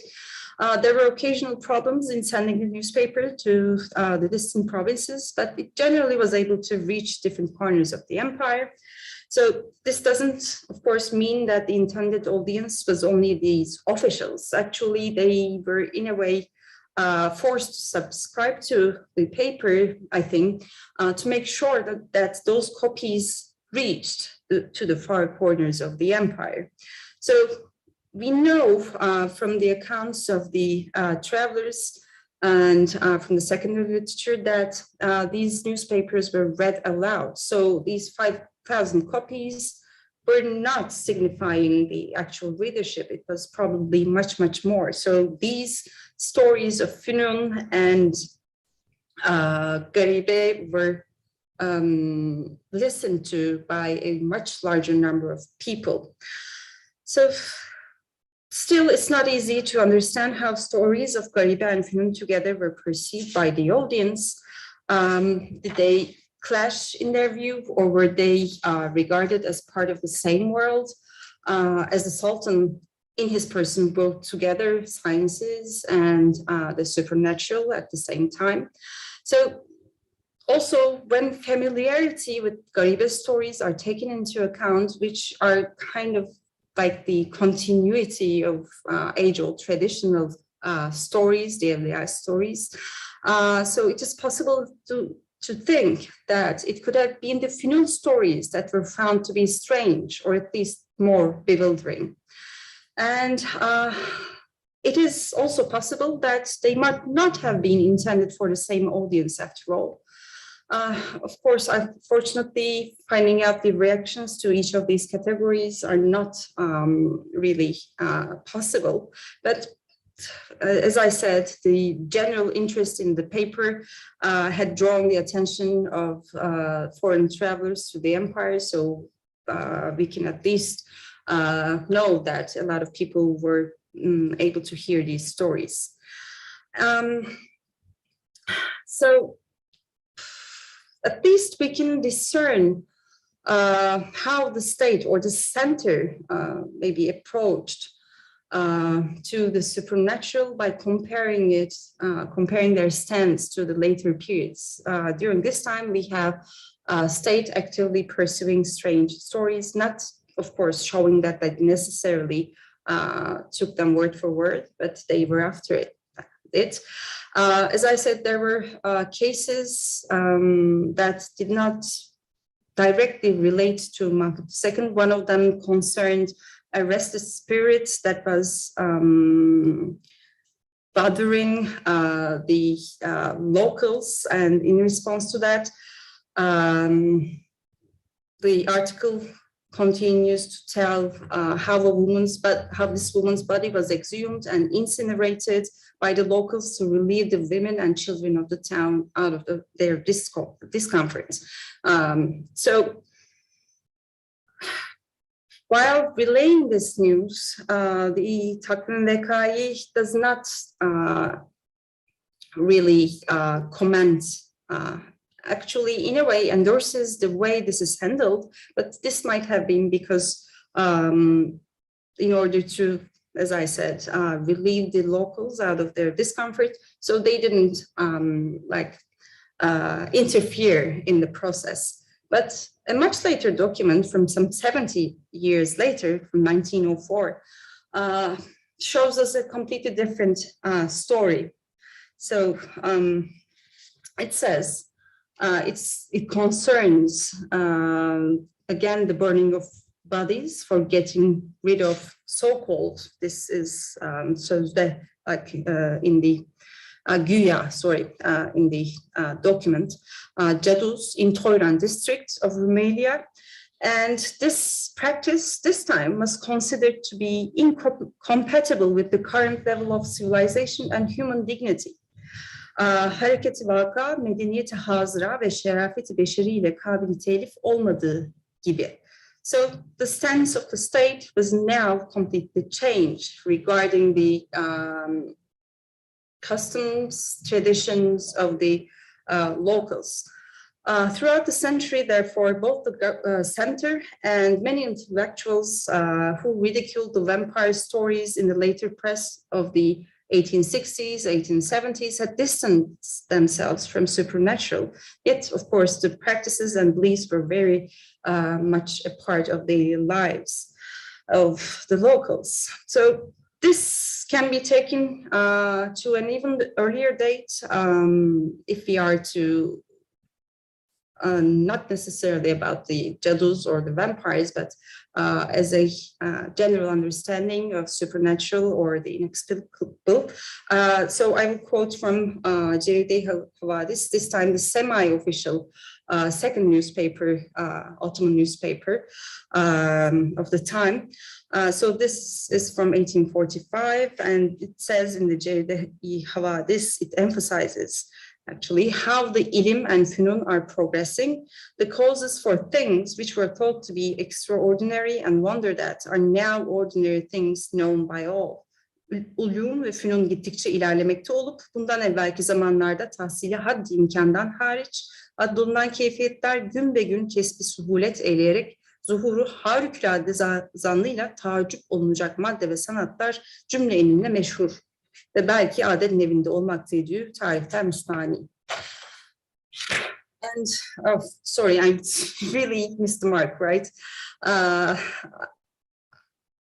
Another point I wanted to underline was the content of these categories. So they have a very large breadth. Okay, so within Fünun we see included the printing of the books, the newly established institutions, the inventions in Europe, and within Garibe we have all sorts of differing degrees of supernatural and preternatural, but there are some occasions where all of these come together. So even though both of them are comprising a lot of things, these two categories sometimes seep into each other's domains. I can give some examples, but I guess I should now stop. Sorry about making this so long. Thank you so much, Işık. Yeah. I see Güneş and Harun's hands, so let's hear their questions. And then maybe if there are further questions or comments, we can save them for the next session in which we will have concluding remarks. I mean, we were supposed to start at 1, well, actually, it's I totally missed what time it is in Greece or Turkey, but it's 1:30 according to New York time. So we were supposed to begin the final session. Anyway, let me stop and turn to Güneş and Harun. Well, thank you. I will just show you an image of the late or the mid 1980s. Well, you wouldn't, most of you wouldn't remember the 1980s and its lovely times, but it was something very recurrent, these sort of, I don't know, images, etc. in the newspapers, but it had stopped in the 1990s. I don't really remember other occasions, but this was quite for a month. They have followed what happened to the Sakallı Bebek, etc. It was a long time, but my point is something else. I think from the earliest examples of the newspapers or pamphlets in the 16th century, this was one of the features of the news publishing. It's the beard and the ajaib. It has its own evolution in Europe, etc.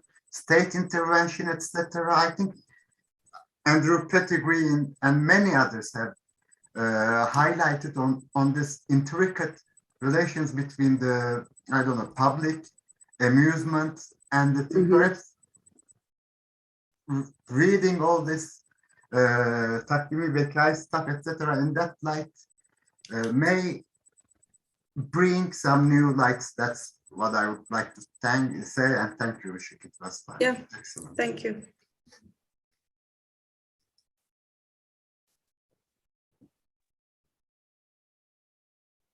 Harun? Should I go? Okay. I mean, I guess I'll say something very similar to what Güneş said. But you know what would be really interesting? If you did like a pure media studies kind of study of Takvim-i Vekai, kind of like a medium is the message kind of thing, that would be so interesting to read. It just, you know, it's because, I mean, we talk about, you know, there are like, you know, very stern things we talk about, you know, when we talk about, you know, the press, there is like, you know, the state's intervention and like, you know, the bureaucratization and, you know, you could say, you know, this is maybe like Müteferrika Matbaası version 2 in a way. But, you know, just like, you know, medium is the message kind of study of Takvim Vekai and just looking at, well, science in the 19th century Ottoman Empire from the perspective of media studies, like that would be such a nice thing to read. That's just, you know, and this is, you know, you have really wonderful material. So thank you. Thank you, Harun. Any one last question or comment? Tuna? Thank you, Tunç. I just had a very quick question / comment, also building on what Güneş just said. Is there a palpable difference between what you're observing in the early 19th century versus the late 19th century newspapers, the kind of stuff they publish independent of the istibdat of Abdülhamit II? Are there cultural changes? I'm asking this because I was an avid collector of spiritualist material from the late 19th century. And of course, there's an explosion of these texts after Abdülhamit II is removed from power in 1908. Yeah. But there's a lot of publication going on. But the sense that I got is that these people were a little kind of outsiders to the more established press in Istanbul by then. I always got the sense that they were kind of not the laughing stock, but they were not taken seriously. And eventually they published their own journals. So I was wondering if you have any observations on that. Thank you. Well, I didn't really look into the later period of the 19th century, but as far as I can see from what little I read, the general tendency was to use these stories to like make a critique of the modernity. So they were associating Cadus as, I don't remember who wrote it right now, but in one article I read that they associated these Cadus with the snobs of the time. So they were a way to make, they had become a way to make a social commentary in the process. Thank you. Let me thank all our panelists today for their really engaging and illuminating papers. And now I'd like to turn to Marino and ask how we should proceed now. I think we could have just a 5 minutes break sharp. I mean, I suppose everybody has to do something. And so in 5 minutes or a quarter to whatever time it is in every country, we could resume. Great. So, yes, this is the end. We are missing Baki, who had some unpredictable administrative circumstances, and Side, who, as you know, also had to go. Cornell, I don't know if he's coming to join us later. But anyway, it's a pity we cannot discuss our papers and our views over a glass or two, as it has been usual in the long Halcyon Days tradition. But as I promised yesterday, I will try to live up this tradition in private. So here's to you, dear friends. I drink my beer and encourage you all to do so.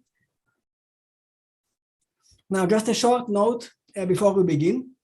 Now that we're still alive and kicking, because I can't guarantee after the long, perhaps, discussion that will follow. As I wrote to you, the recordings of the sessions will be publicly available by the Institute.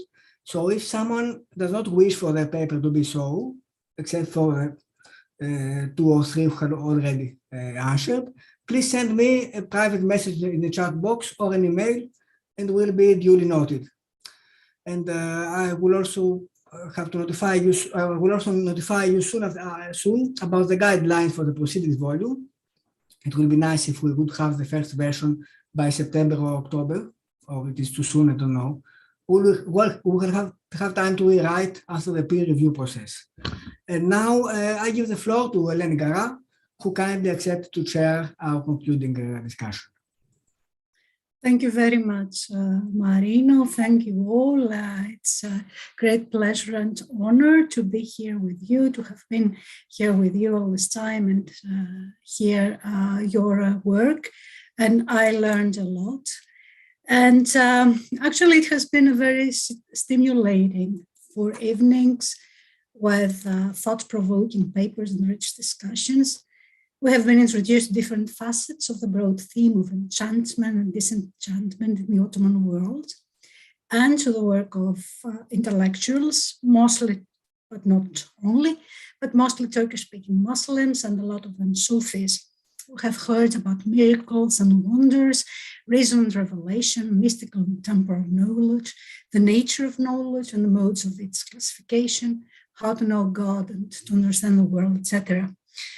What I see, and it's not really a conclusion, but I mean, what I have taken out of these 4 evenings is that it's not really productive to understand the issue of enchantment, disenchantment in terms of irrationality and rationality, in terms of this dichotomy, but perhaps rather with to associate it with different regimes of knowledge. If we agree that enchantment was the default position in the Ottoman world throughout its history, to the extent that it was shamelessly manipulated for imperial propaganda, as we just heard, what about the emergence and the diffusion of disenchantment? I feel that we have not really talked about this, and I'll take advantage of my chairing this last session, this discussion session, to bring up the issue. And I will introduce it with a story that, in my mind, gives food for thought. In June 1797, Ambassador Sayyid Ali Effendi arrives in Lyon on his way to Paris. His official program included a visit to the library, where a demonstration of electricity experiment took place. His report makes a brief note of the matter without any comment, quote, "Besides books, there was also a demonstration of some sort of electric instruments relating to thunder and lightning," end of quote. His Greek dragoman, however, Panagiotakis Kovrikas, notes the following in his diary, quote, "Experiments in physics, electricity, which Effendi saw for the first time. He anathematized and compelled me to say that they deceived themselves, because the sound of thunder and the flash of lightning result from the wings of Archangel Gabriel, as God said in the Quran," end of quote. I would like to open the discussion by asking you, who work with all these things, what do you make of this? The floor is yours. Marina, your You're muted. Right.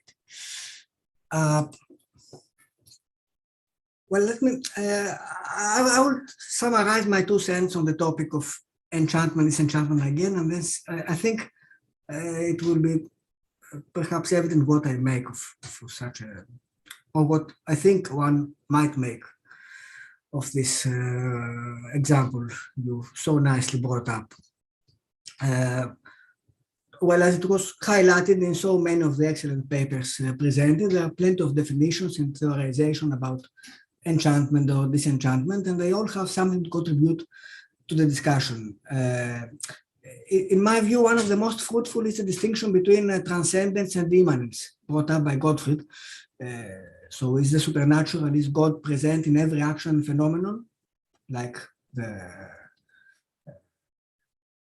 from human actions to the thunders, as in Kodrika's example, or does it or he inhabit a distant sphere above us all, leaving us the maximum possible freedom to decide and act? And in this vein, I would propose that we should see enchantment and disenchantment as a process rather than a phenomenon. I mean, a process that can be repeated, inversed, but also coexist with its opposite as different groups or individuals come in terms with the world and the surrounding intellectual climate. So this brings me to the second point, which I think is relevant to the example, which is, it seems to me that a major methodological problem, also highlighted by several papers, is that we really know only texts. I mean, the Hellenic example was not exactly text, it's a behavior which is different and it's quite more rare. So texts that copy other texts or that make claims that complement others or less often criticize them. We don't know how these texts were read, with what degree of deepness or fidelity, with how much possible skepticism. I mean, how much were people really thinking independently? The example of the ambassador who actually should have known better if he was an educated Effendi Çelebi, or of Khatib Çelebi's illuminationism brought up in several moments of our symposium is telling. French historians of the occult sciences have talked of la croyance clignotante, so a blinking, a winking, a flashing belief, a partial belief, so to speak, where practices may sometimes be considered a game, a pastime or hobby of sorts. This is about occult practices and science, but it can be also applied to other aspects. So what I would suggest is that we should investigate perhaps more heresy rather than orthodoxy. So look for the singular cases, for the exceptions, like the materialist thinkers for whom we know next to nothing for the moment. And if this proves impossible, we could explore, I turn again to French historiography, what Lucien Febvre calls l'outillage mental, the mental equipment or toolbox that frames conceptions of time, nature, causality, and allows for trespassing the borders of established thought. And then another last point, okay, I know, Elena, I'm not really answering what I make out of the Pasha's example, but perhaps I will help to highlight it. You know, I always insist that an intellectual historian, I have been taught that, an intellectual historian should ultimately put questions in terms of social history. So identifying intellectual trends and traditions is one thing. We also need to move beyond to understand how they function in society, which social groups favored which trends and why, in what cultural context they did so, what is the role of vernacular culture and what the role of social status.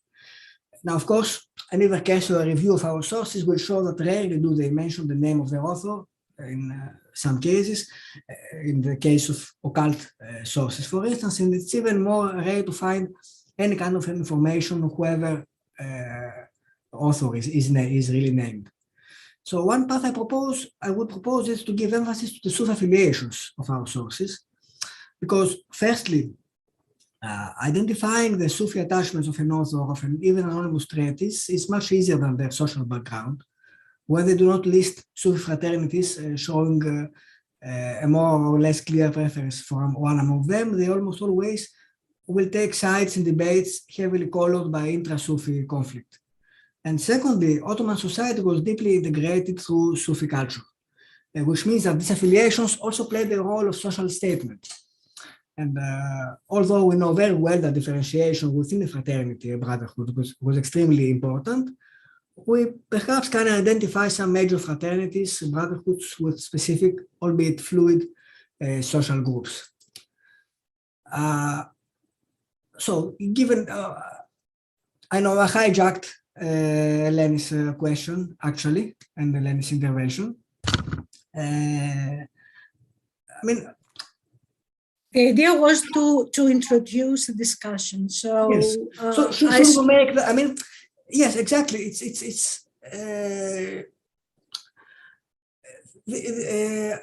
I would say again that go to my first point about the disenchantment or disenchantment as a process. So it's not a general, a unilinear process for all. It's, I mean, Contrecar's ambassador obviously lived or thought he lived or wanted to show that he lived. The interesting thing in this, since you got up to it, is that in the Sephardim, he mentions he says that he attended an experiment on electricity, but that's all, nothing. So, I mean, he says who wrote the Sephardim. Anyway, there is the point there that there was an experiment. It's an example that shows exactly. Okay. We have the texts, and texts show us that at least in the end of in the late 18th century, there had been, I mean, an impact of the scientific revolution, and Harun knows this too well, a kind of disenchantment, whatever, a kind of enlightenment, perhaps. The example of the ambassador shows that there is also history beyond texts, and like the guys, the Pashas, Lady Montagu talked with, who may have, I mean, you know, dissident thoughts or promoting this inverse kind of hermeticism where, you know, we can practice something that is not permitted, allowed to everybody because we are the select. So it also works inversely. So Gottfried and Harun want to contribute also. So Gottfried. Yeah, thank you. So I want to throw in one other sort of pair of terms that might, doesn't solve anything, but might enrich the debate in some form. I hope, at least. One is Thomas Bauer's culture of ambiguity, which I thought back when it came out 10 years ago was a very, very thought-provoking sort of approach. And to some degree, what Bauer is describing is a process of a decreasing tolerance for ambiguity, right? And so it's very tempting to correlate that in one way or another to the problem of disenchantment. And of course, the big kind of, I want to say, disappointment with Bauer's book is that he describes this complex, colorful medieval world full of ambiguities, and then he jumps to contrast it with modernity. And I always felt that we as the Ottomanists are sort of caught in the middle, where that path some way goes through, and Bauer never even attempts to explain us how we get from A to B, other than sort of the various sort of blanket blame on colonialism. But the notion as such, I think is worthwhile exploring. And the other thing that I wanted to just pose here is something I hope at some point I'll have the leisure in my life to think this through a little bit more, is to what degree Ottoman culture is a culture of performance, in the sense that being Ottoman and participating in Ottoman culture is always, in one way or another, a performative act of stepping into a particular frame and acting according to a certain set of rules and being able to step out of it again. So this is a very sort of rough idea, but again, it might account for some of the simultaneity, the inherent contradictions that we seem to be dealing with. This is, as I said, a very raw and rough and premature idea, but I thought this might be sort of a forum where it might help some. So it certainly resonates well with a theme that has come up in various papers about this state of diglossia, or if I may put it in this way, that, or let's say a public and a private persona that have that behave in different ways. I mean, just what you said last. Harun. Thank you. I guess, you know, one thing that I wonder about, and this is, I guess, a very general question, is the limits of intellectual history.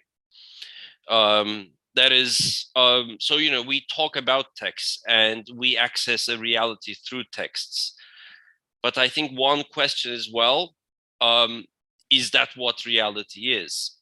I mean, in my view, what is most commonly shared, or, you know, what people most commonly have, is not access to text, it's access to just personal experience.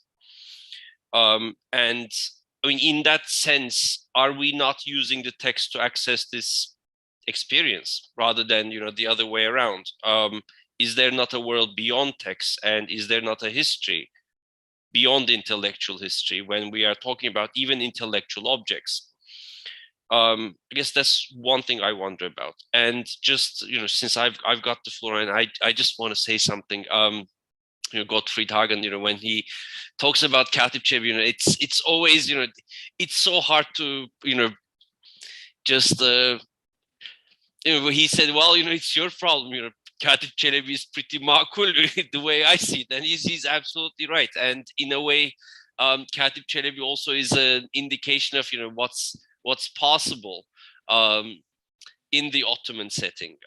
As for, I guess, you know, I have my own views about Thomas Bauer, because I personally think that we don't really have a good language to talk about people really not caring about some things, and we may see that as a kind of tolerance, or like, you know, love of tolerance or ambiguity. It's whereas I don't know, like, you know, I just think about a lot of things in my scholarship and in life as somebody who has seen both Donald Trump and Recep Tayyip Erdogan. And, you know, I think about that, you know, I think about, well, what does that mean about people? You know, well, maybe I have been imagining people wrong all my life, and this is maybe the case that, you know, people maybe don't care all that much about, you know, all the things that I care about, or all the things that we in this room may care about, and we don't really have a good way to talk about that. That's my view on Thomas Bauer's culture of ambiguity. Maybe it's not a culture of ambiguity; it's a just absence of a entire register of culture. Full stop. So that's kind of, but that's my, you know, just random musings based on what Gottfried said. Jamal. Yes, thank you. My own problem with cultural ambiguity. I cannot hear you very well. I don't know about the others. No, you don't hear me? Yes, perhaps closer to the microphone, or. Am I talking to you? Yeah, it's fine. Now it's fine. Hello? Yes, it is fine now. Okay, Very terrific. good. I was just saying I have my own problems with the culture of ambiguity, but it's a long story, and I won't go there. It's not directly related, I think, to what we've been speaking about in the last 4 days, though obviously there is a good reason that Gottfried brought it up, and we could discuss it. But let me, about intellectual history and the rest of the world, let me just tell you an anecdote which I've told in an interview that some people may have read. But anyway, so I was giving an interview on some TV channel at some point a few years ago, and a carpenter I admired very much, a true master of carpentry, my model of a good craftsman, was evidently watching it. So a few days later, I met him. I had no idea. And he said, "Oh, I saw you on TV speaking to this journalist." I said, "Wow, that's nice. What did you make of what I said? What do you think?" And he said, "You know, I watch many shows like this. I never really listen to what people say. I look at the bookshelves behind them. That's why I watch professors speak. So just the way I'm looking at, Marinos and Eleni right now with bookshelves behind them. And he studies not my discourse, but something that's immediately relevant to him and extremely meaningful, probably much more meaningful than whatever I have been saying. And to me, that's like a lesson about the larger reception and relevance of the many books I read and love to read in manuscript libraries, which I still think are extremely resonant and relevant and meaningful.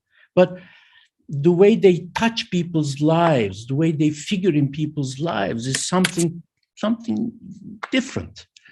It doesn't mean they're, he obviously cares about the program enough to look at it for his own reasons, and I'm sure he listens to some of it, but to me, I've never considered myself an intellectual historian. I read it avidly and love it, but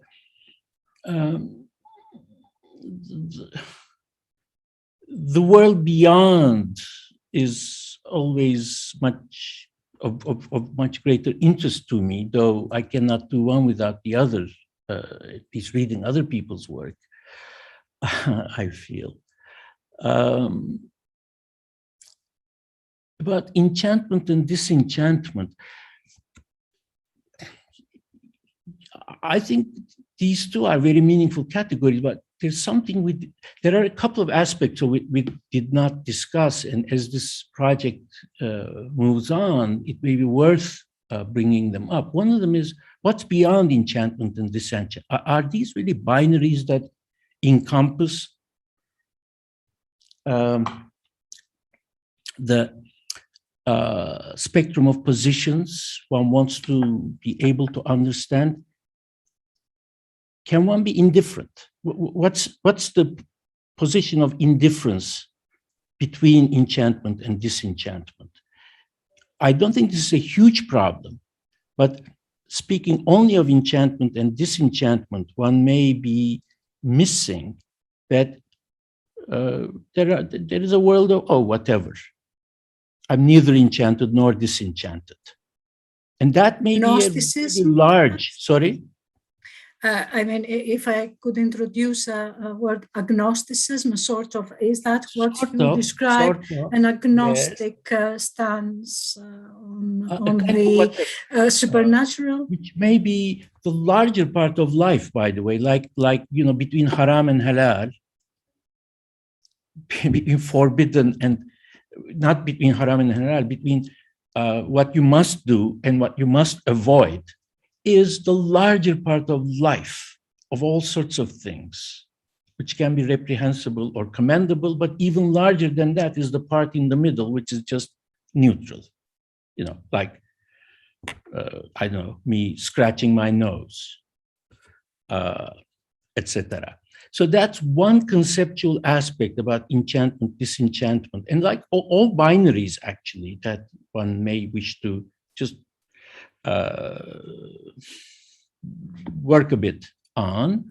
And the other is, I think it came through indirectly at certain points, but the relationship between enchantment and the supernatural wasn't directly tackled during this conference. And one can, as I tried to argue, one can be just as enchanted in the natural as in the supernatural. And I don't think any of you would disagree with this, but we did not consider the kinds of enchantment that take place with the supernatural or the natural or with preternatural or other kinds of categories. And that's, I think, another element that is not necessarily for us to discuss right now, but I hope the project and each of us who care about such questions take with us from this.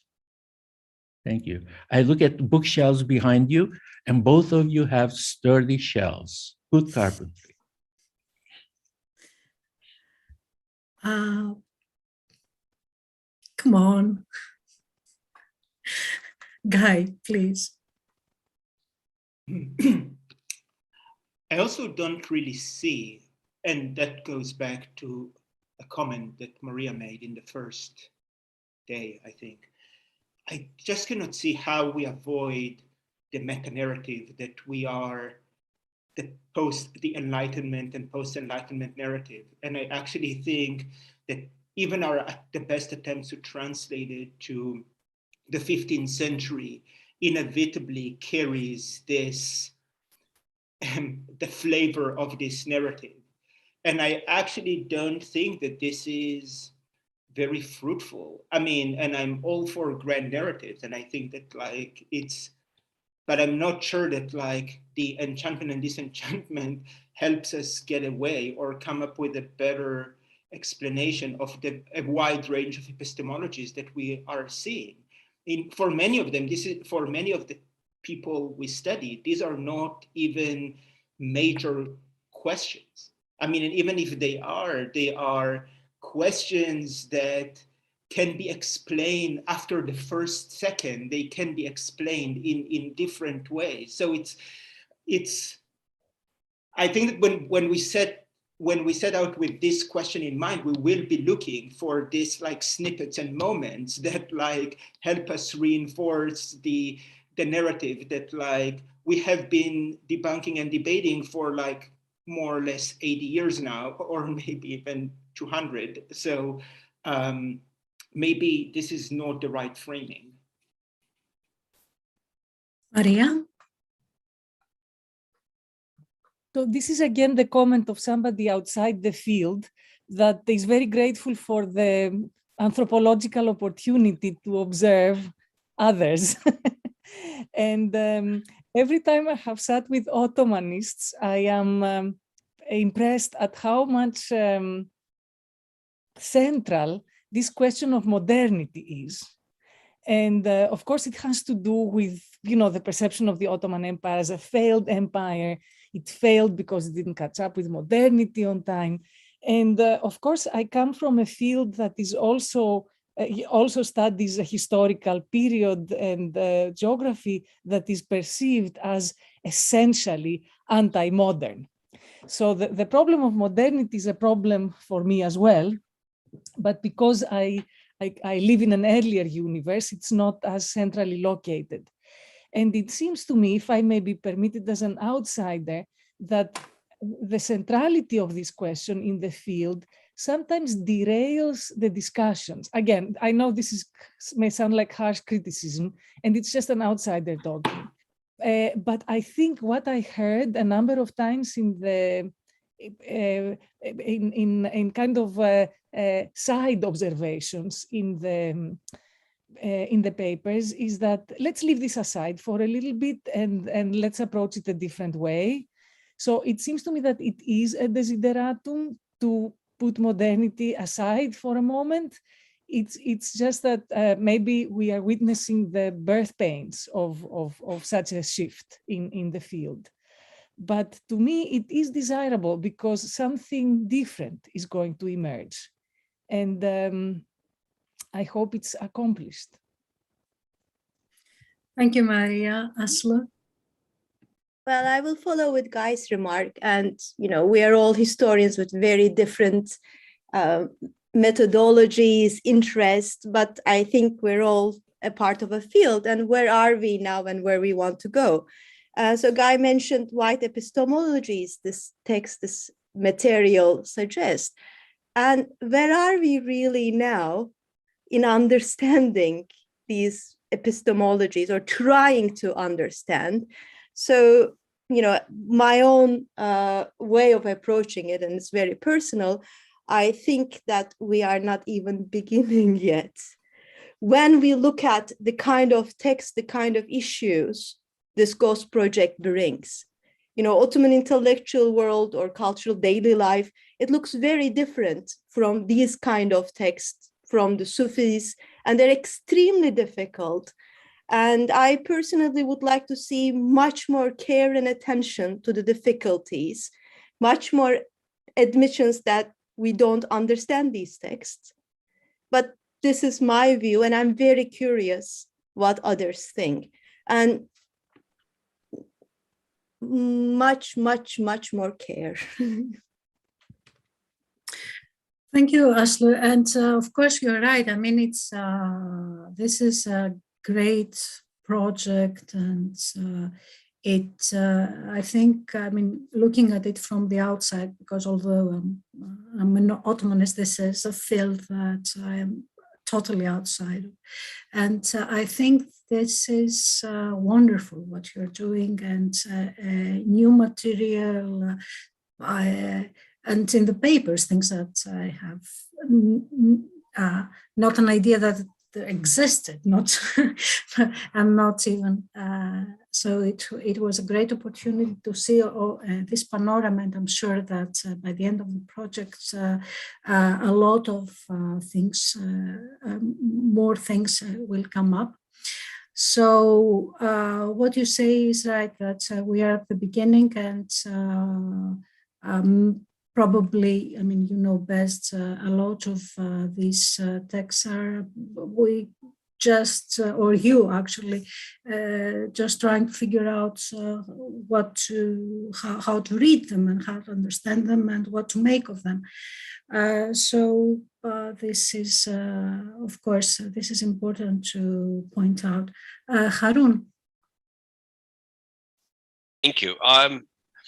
I take Maria Mavrudi's comments very seriously. And this is a question that I myself have, questions about that, what are we doing with modernity? Why should we care about modernity?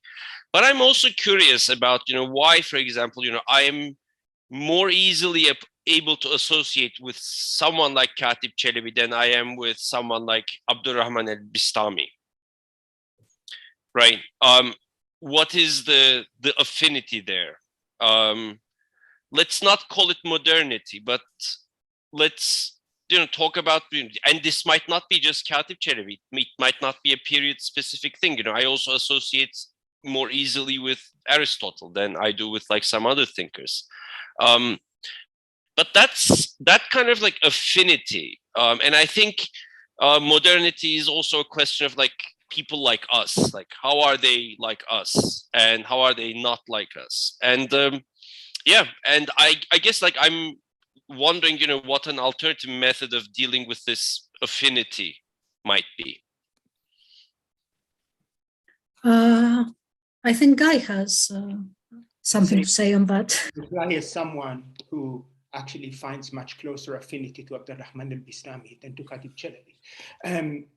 I actually think that, these are people, when I was working on the alphabet, on his work on the alphabet, and when you start reading the work, you suddenly realize that what he's saying is something that every graphic designer that understands semiotics of typology would say. I mean, it's like, it's just that it's really about what kind of genealogies we want to reconstruct. And I don't think that like, I think that many of these people have many things to tell us. And I'm not just saying that, I came to the study of these talismans sort of accidentally. in the midst of the pandemic, a period that I think we all agree was a year of talismanic thinking in many ways. And I actually find that many of the things that these people are trying to do is extremely meaningful and resonates with questions beyond the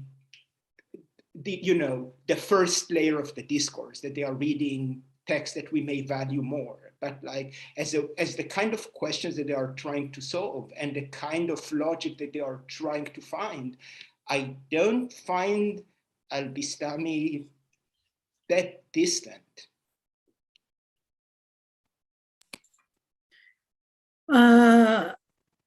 Okay, Aslı, do you want to say something, or have you forgotten the hand?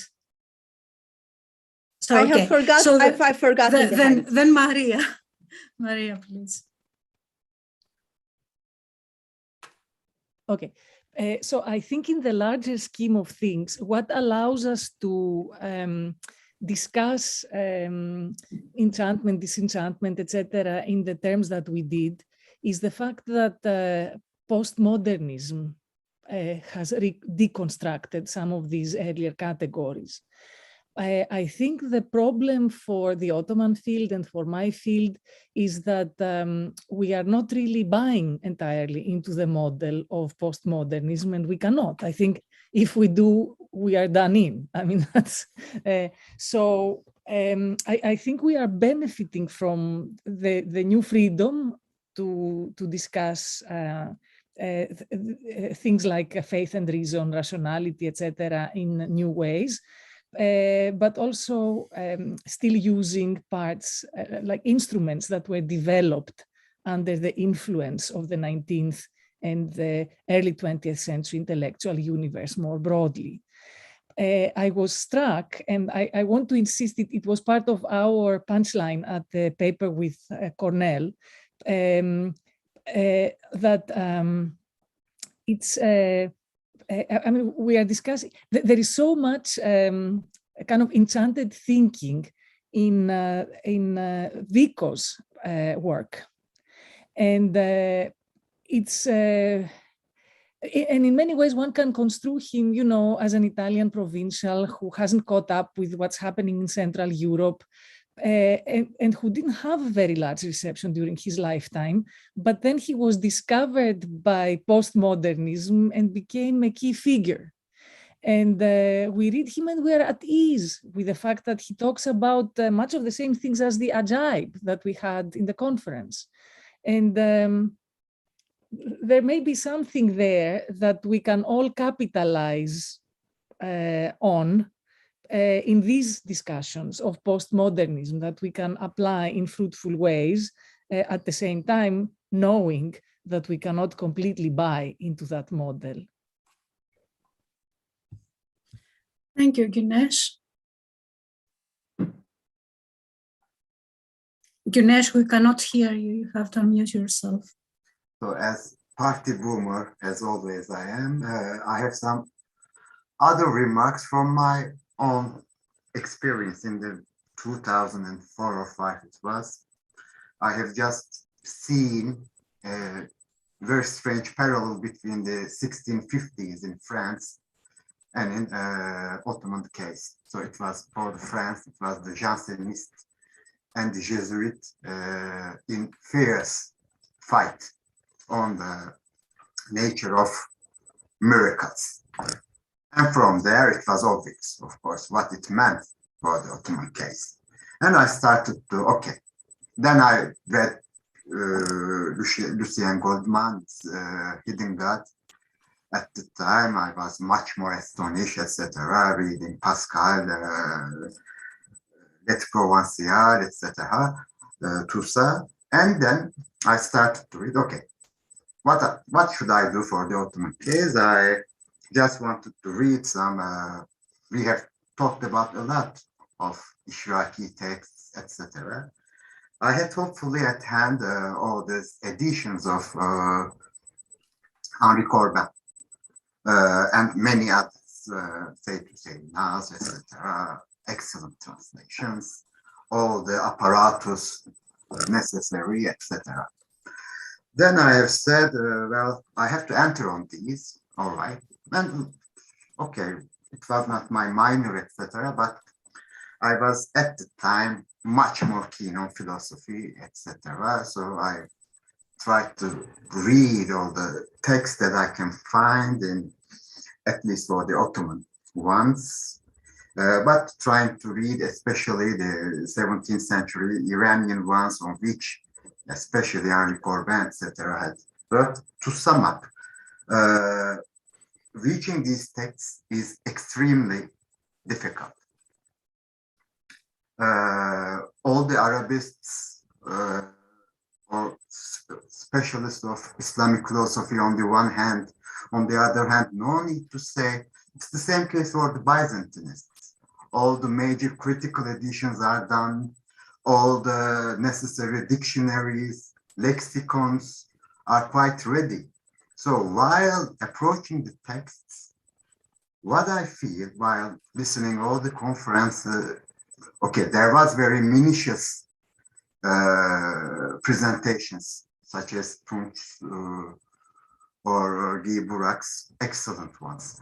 But on the other hand, mine, for instance, it was rather shaky, etc. I was, because trying to understand the Ottoman changes in the Ottoman syntax at the turn of the 18th century. But even for this, we have only a little file here is a bit Agas'ta relevant, but it's very few. In order to, you have to make the change in the syntax. You have to make the terminology in the very basic texts. I'm talking about the Sephardic now.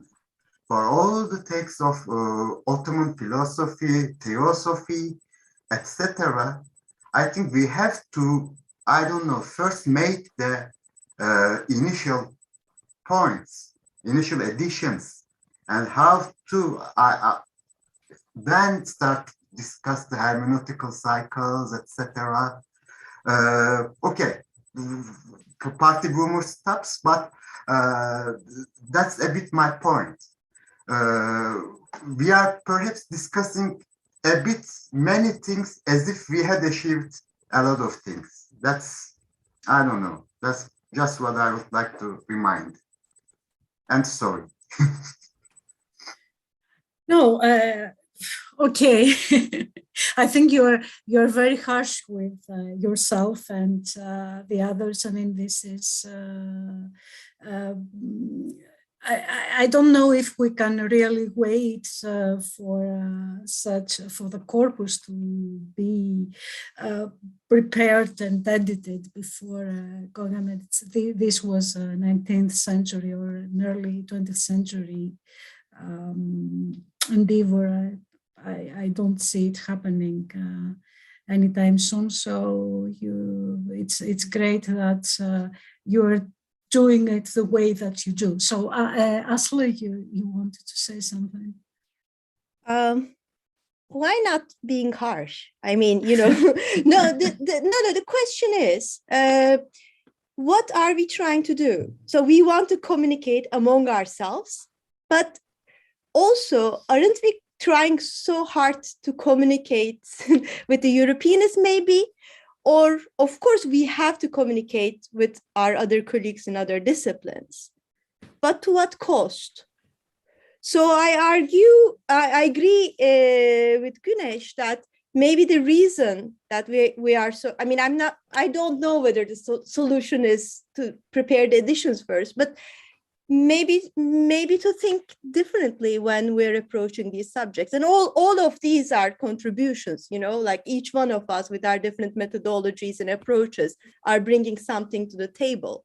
So I'm not saying that, you know, we should, but we really, I mean, and I don't know whether this is the right time, and I don't want to take much of our time, but I do think that we have to take stock. And think about the text and the material we have and where we want to go and where we are in this very short historiography, our field, compared to many other fields. Maria and then Harun. So talking about critical editions, again, this was another, the outsider observing. In the Ottoman field, there aren't as many. And this is both a curse and a blessing. Until recently, it was difficult to get access to manuscripts because manuscripts online were not as frequent. And again, the world of Latin and Greek manuscripts is more advanced simply because it's an older discipline. So what I can tell you from seeing there is that the availability of manuscripts online that is increasing, like within the last 5 years, there's many more online, is really revolutionizing things.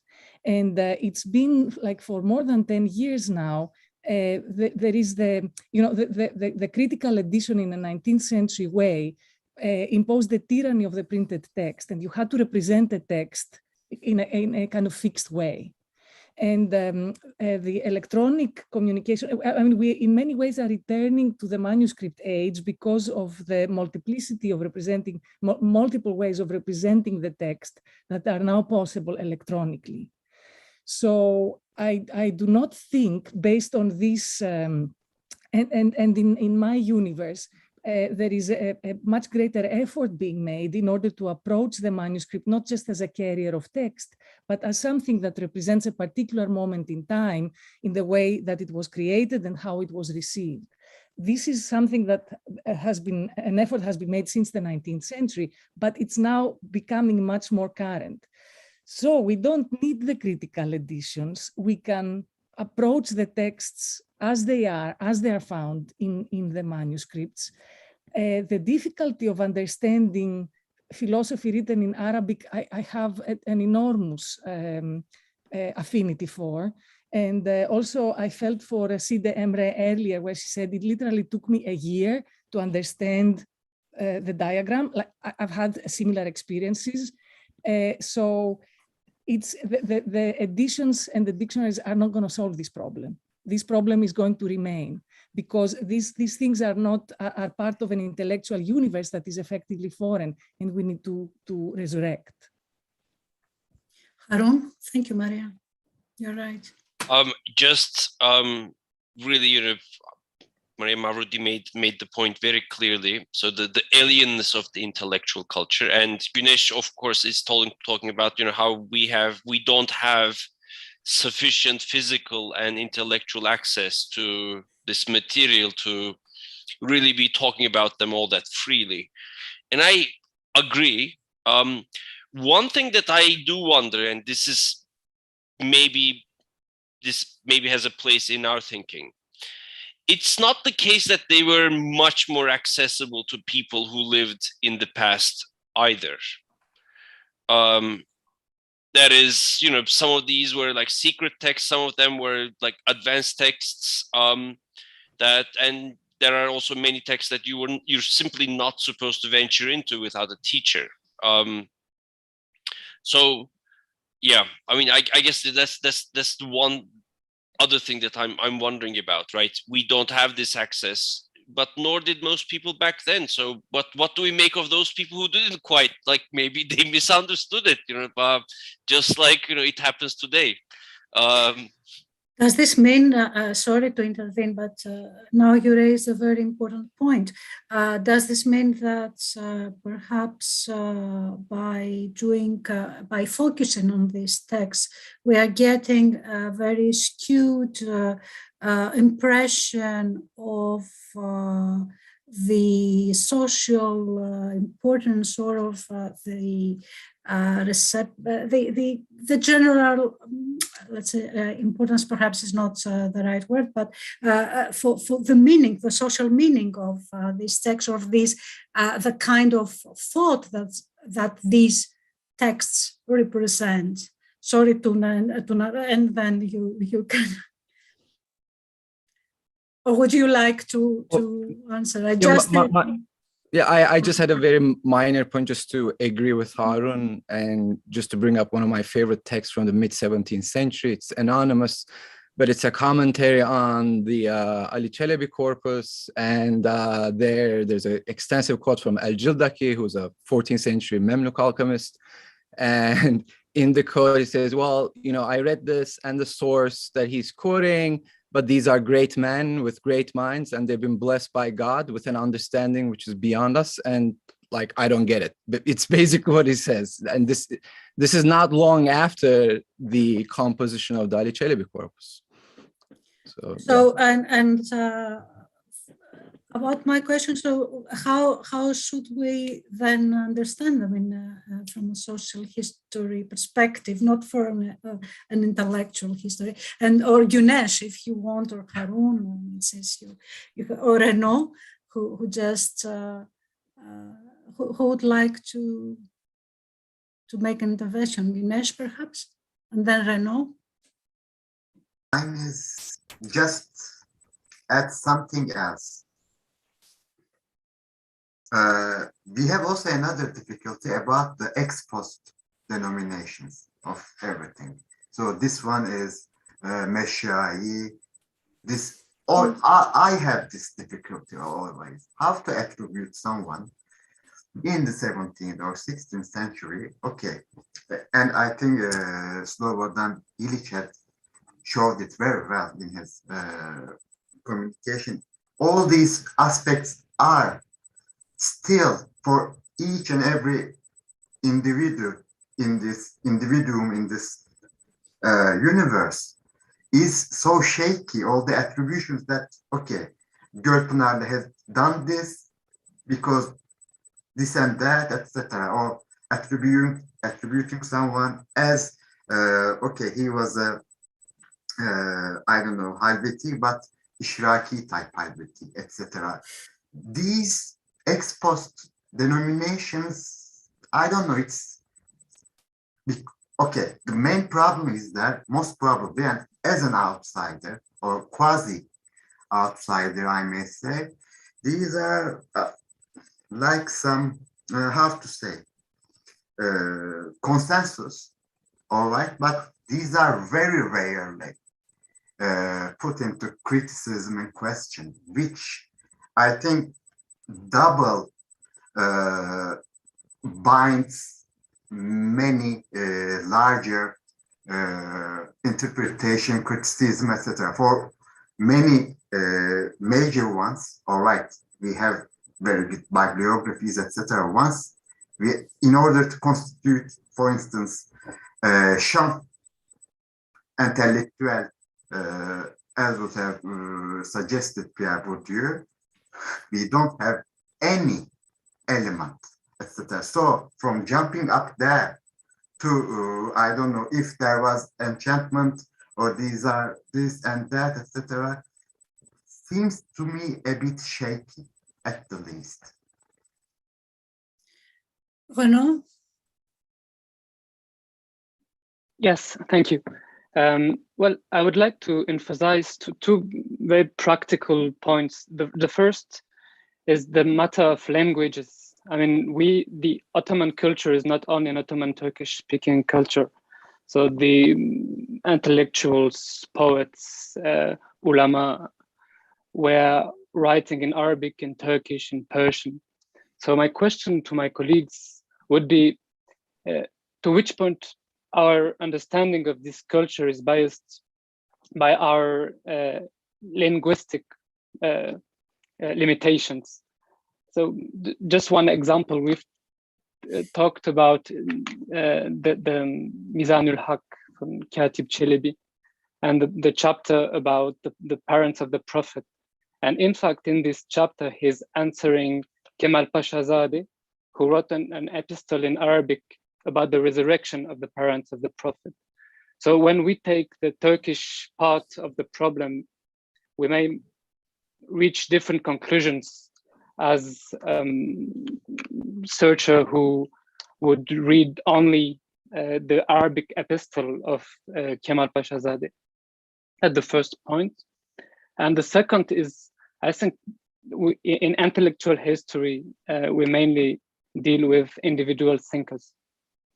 I mean, we took Bistami or Katib Çelebi or whatsoever. But I think the Islamic cultures and especially after 12th or the 13th century, is a culture of quotation. So the individuality of authors is very well bound with their abilities with combining quotations from different thinkers, and in scientific culture or in poetry. So I think we have to think about and understand this logic of quotation, and I think a key for understanding intellectual debates or aesthetic changes has to do with the logic of quotation, and that's important because, as Güneş said, we are in dire need of edition and new texts and new sources, but we shouldn't edit or think about editing these sources in the same way as we did in the 19th, and of course until today. We have to edit texts with this understanding of the logic of quotation, and it's very clear in Arabic edition. You read a text from the 16th or 17th century, and the author makes a quotation of a classic, but he makes it this quotation through one or two intermediaries. And when you read the edited book, you have a reference to Bukhari or Tirmizi without the path of the quotation. And the path is the most important in order to understand, I mean, the intellectual and social history of knowledge. So that was the 2 points. Thank you. Thank you. Very important points. Tunç, please, and then Slobo. I'm not sure if anyone really needs to hear what I'm going to say, because Harun and Tuna already referred to that. I mean, sometimes I feel that we attribute more authority and intellectual strength and, power to the agents that we study in the past. I mean, let's talk about Ibn Arabi, for instance, and all the readers and all the authors who refer to Ibn Arabi at some point in their texts. I mean, I sometimes think that Ibn Arabi is like the Foucault of medieval and early modern times. I mean, they refer to him without necessarily engaging with what he wrote or what he, what he said. I mean, there are ways that the past agents, actors, authors, readers did, and we can explore those moments or those misreadings or lack of readings or lack of real engagements. And I think there could be a history of this to be written at some point. So just my 2 cents on this. And perhaps, and sorry, Slobo, perhaps even finding out the manipulation of quotations. I mean, I would expect that there is a lot of manipulation of quotations and authorships going around. So Slobo. Well, can you come more close to the microphone, because we cannot hear you very well. With what Aslı said, actually, that we first need to translate, we first need to understand. Actually, we are digging channels with a spoon. We are using the wrong tools for our task. Our problem is not to understand, because to understand means to translate this in a word and thoughts we are used to use. Somebody mentioned, I think Renaud mentioned, or Ibn Arabi.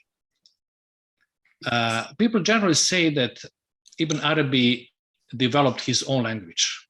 It is wrong. Ibn Arabi speaks Arabic language, and we think that we know Arabic language, starting from wujud. What is wujud? Wajada in Arabic means to find, not to exist. Something exists only if it is found. Or ayn, ayan thabita. Ayn means eye. Ayn means spring of source of water. So this is origin of something. Have you ever thought in English language, in modern English language, why there is a one sole word, intelligence, used both for espionage and for reasoning? Because when we are reasoning, we are doing the same thing as Secret Service. We are discerning important from unimportant. But if we are trying to understand hermetical texts, and somebody mentioned that those texts are not written for reading, not written for general public. The guy wrote this for himself, trying to think more clearly if he puts this in paper. And if you want to understand this, we should first exclude rules of reasoning we are using, reading Aristotle or whatever. We should try to catch the feeling of the guy who wrote the text. So probably we should not think how to translate. Everybody translated Ibn Arabi and Fusus al-Hikam in completely different language. Even William Chittick himself, probably the biggest Ibn Arabi scholar in the world, used different terms for the same Ibn Arabi's words. In every book, he changed this. In the end, he was not satisfied with what he found. We just, some things we cannot translate. So probably we are doing, we cannot, science, scholarship, is to translate everything in a words of reason, but we are dealing with things which have not too much to do with reason. So trying to translate this is actually abes birish, sorry for your time. Okay. So, but actually, you raised the point that translating, or if I in a way, yes, say it in a different way. So translating is interpreting, and if I understand correctly, you advocate for a kind of empathy in order to be able to understand. After all translations and commentaries of Ibn Arabi, I still better understand the original Arabic text. And this is the problem in all esoteric texts we are dealing with. Marina.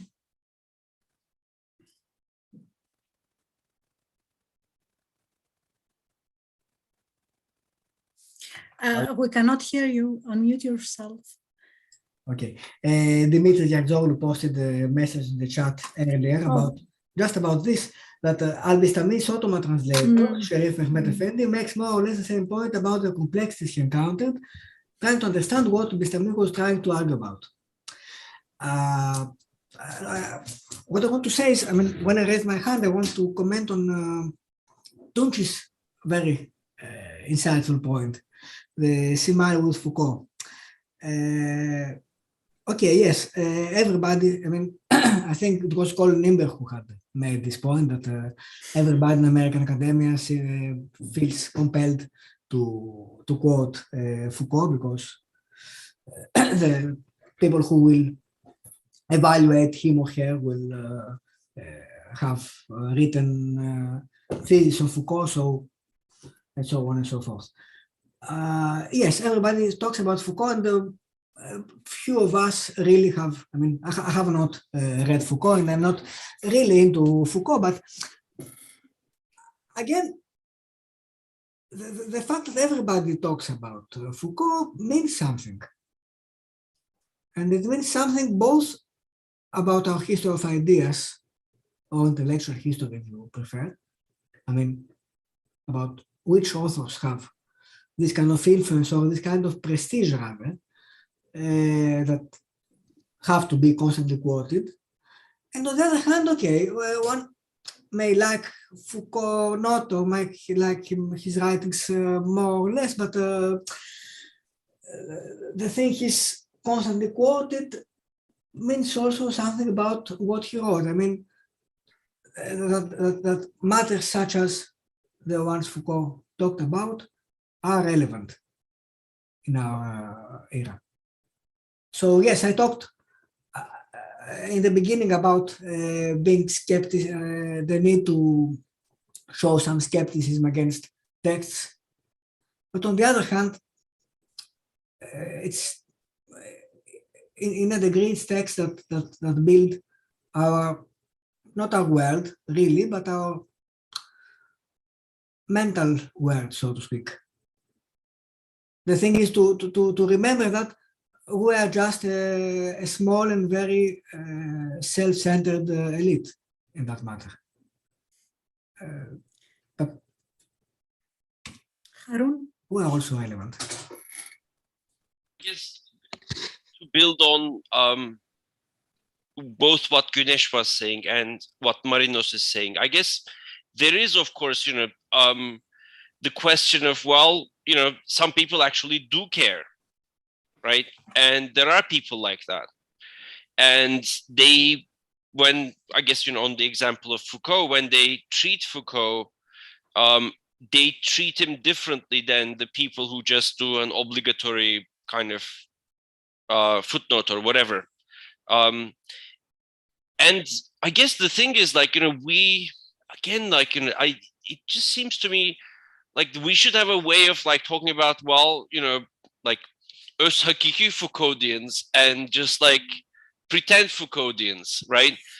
Because I mean, I don't know, it's this is, I guess, part of the problem I'm having, right? I mean, so one thing that we talk about is epistemology, and we talked about it a lot, which is fine. We see an epistemology there, but then there are actual people in the past who wrote about epistemology, and that's not the people we're talking about. So how do we distinguish those two types of people, who may have a tacit epistemology, or maybe some very vague and very superficial gesture towards what kind of thing knowledge is, versus somebody who devotes an entire lifetime to understanding the problem of knowledge, right? These are, it seems to me, they're different sorts of people. And I don't know how we deal with those separate registers. And it goes with language too, right? I mean, some people are kind of man, what the poem that you just recited, it sounds so beautiful. I don't understand the word of it, but it sounds like fine poetry. Whereas, there are other people who are in the business of mastering language. Right? I mean, just, my confusions about how to deal with these matters. Tuna? Thank you. Yeah, I don't really have a strong opinion on Foucault, but I love this Foucauldian theme. And I'd like to just consider the flip side of this. If you absolutely hate Foucault, how likely would you be to talk about your hatred during a departmental meeting or publish about? I mean, I'm just wondering, there must have been people who absolutely hated Ibn al-Arabi, but never really raised the point maybe until much later in the 16th century, when the cultural norms began to shift. Marina? Yes, but may I, in this matter, that note, Baki is not here, Baki Desjan, but she has written about Kadizadeh's, Mehmet Kadizadeh's autobiography. He had been reading Ibn Arabi, and I think he initially liked him, but then he just turned the other way around, and he was, I mean, he was really outspoken against Ibn Arabi. But of course, on the other hand, this is the early 17th century. It's somehow different era.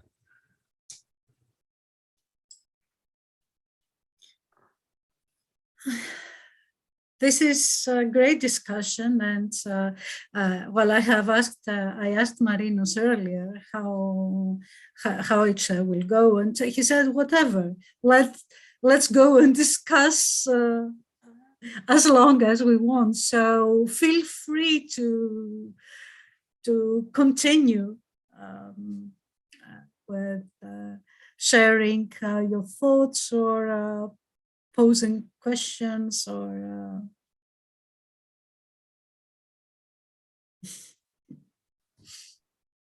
no, nobody, everybody. Start Tunç or Marinos or Costas. I see hands coming up. So Costa, you haven't talked yet. So yes, thank you very much. Go ahead. I think that it was a great symposium, and thank you very much for all this exotic for me things.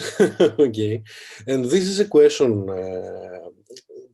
Let's say that how can we speak about the Ottoman intellectual world together with the Greek Orthodox, the Slav Orthodox?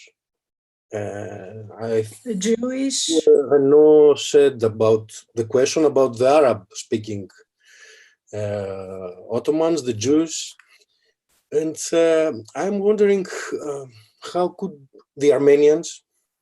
We don't know about the Armenians. Or we had a workshop some years ago with Tiana Christich about with the Otto Confessions and all this discussion, and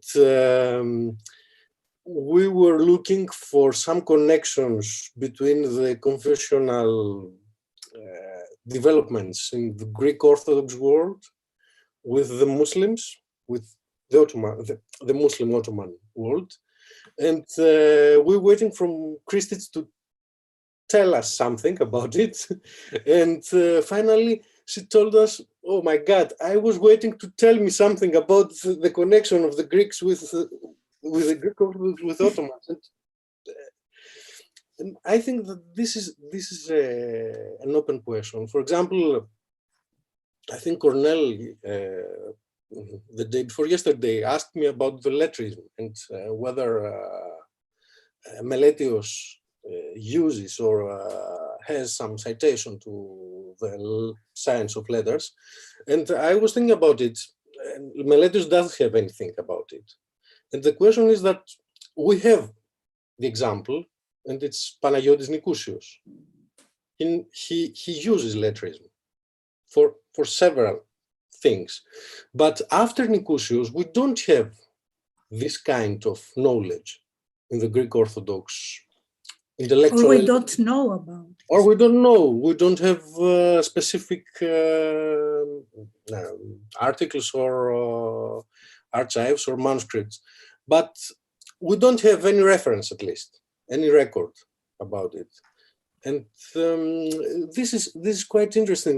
How some parts of common, I don't know, common supernatural knowledge, or for example, Maria told about this interconnection in the late Byzantine, early Ottoman period of this knowledge. We feel, at least with our colleagues in Berlin and later, that after the middle of the 17th century, we can't find at least many common places, apart from some parts that Harun has spoken about it in some articles with Alexandros Mavrocordatos, etc.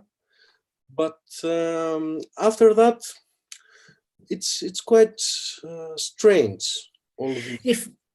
If I may say something, and then I'll give the floor to Marinos. I think that we have not been looking closely enough, because actually, given that the interconnections, and I mean, there are a lot more people, intellectuals, primarily among the Phaneriot circles, but also in other environments, who study, who are getting educated in Ottoman Turkish and languages, who engage, have friendships, and they have a lot, correspondence with Muslim intellectuals. I mean, Saad Effendi and Chrysatos Notaras is a known case from the work of Penelope Stathi. So there must be something. It just maybe it's there, and we have not just found it yet. So, Marina. Yeah, well, look, I would very much like it to be so, and that's what my initial idea was. But then again, okay, Nikousios really is not into the science of letters, the Ilmi Huruf, he's into Kabbalah.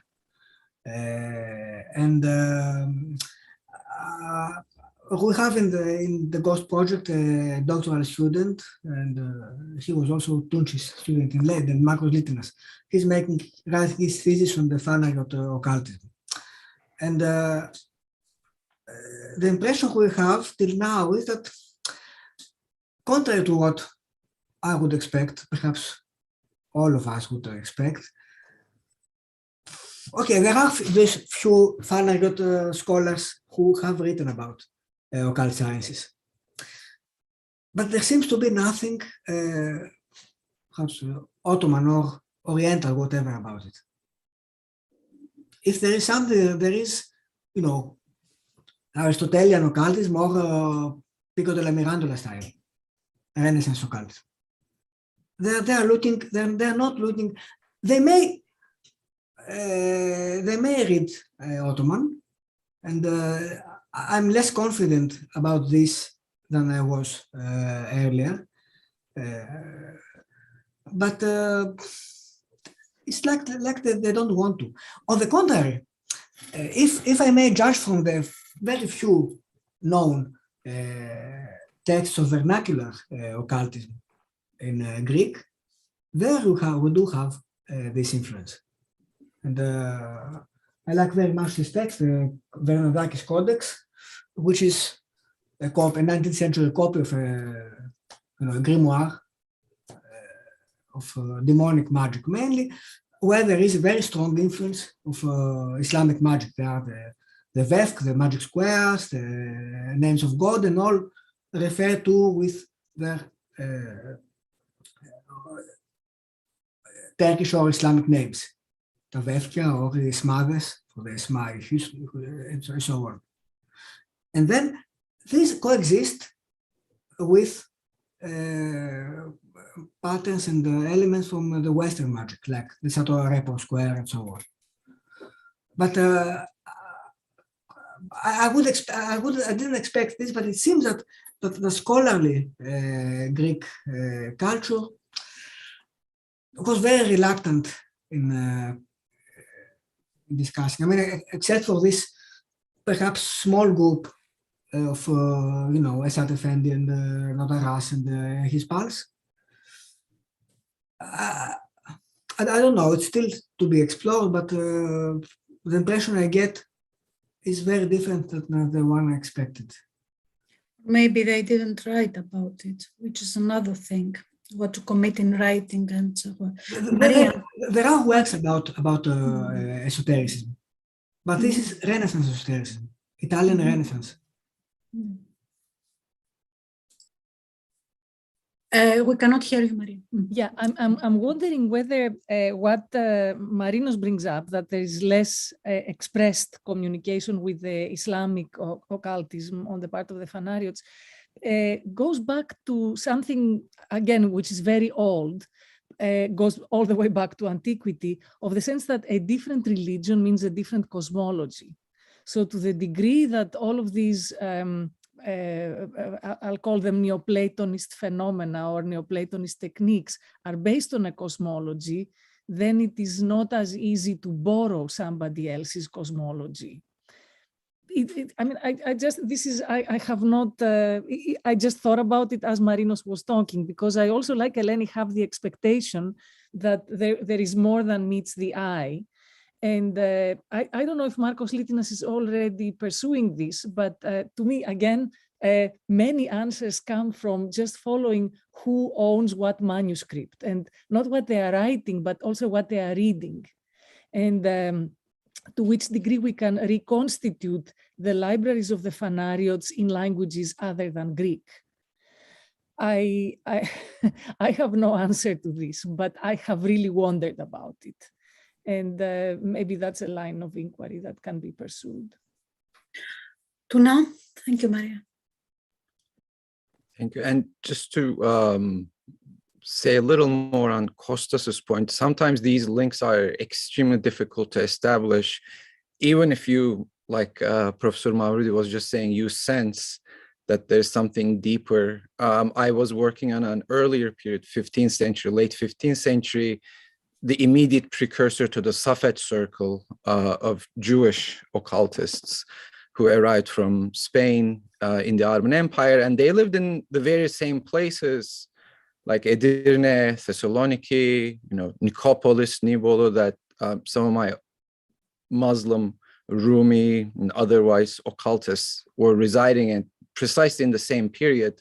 So looking at people like Rabbi Yosef Karo, etc. I mean, clearly they're dealing with similar kinds of material. They're engaged in remarkably similar practices. Whether or not they were talking to one another is something you can't really find from the sources. Now, in the Greek tradition, there's something palpably different. I think there's kind of a less seeing eye to eye in terms of the intellectual tradition, and that's kind of beyond my realm of expertise. Yes, he did. Thank you, Guy. So, yeah, well, this is a fascinating discussion, if I may say so. Would somebody else like to contribute any thoughts, or should we call it a day or night or evening, whatever? Marine, I mean, you... Would you like to appear, everybody, like, I mean, also Guy and Miri, for a family photo?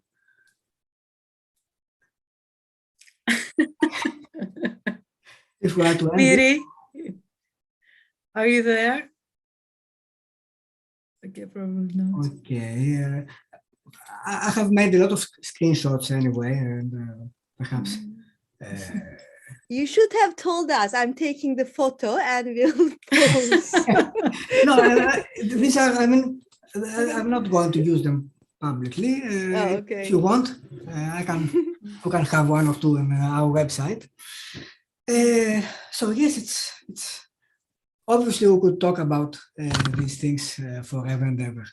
I just want to draw attention to a comment in the chat by Harun about his student who, after a seminar on Neoplatonism, was thinking all the way that all the fuss was about somebody named Neil Plato, whatever.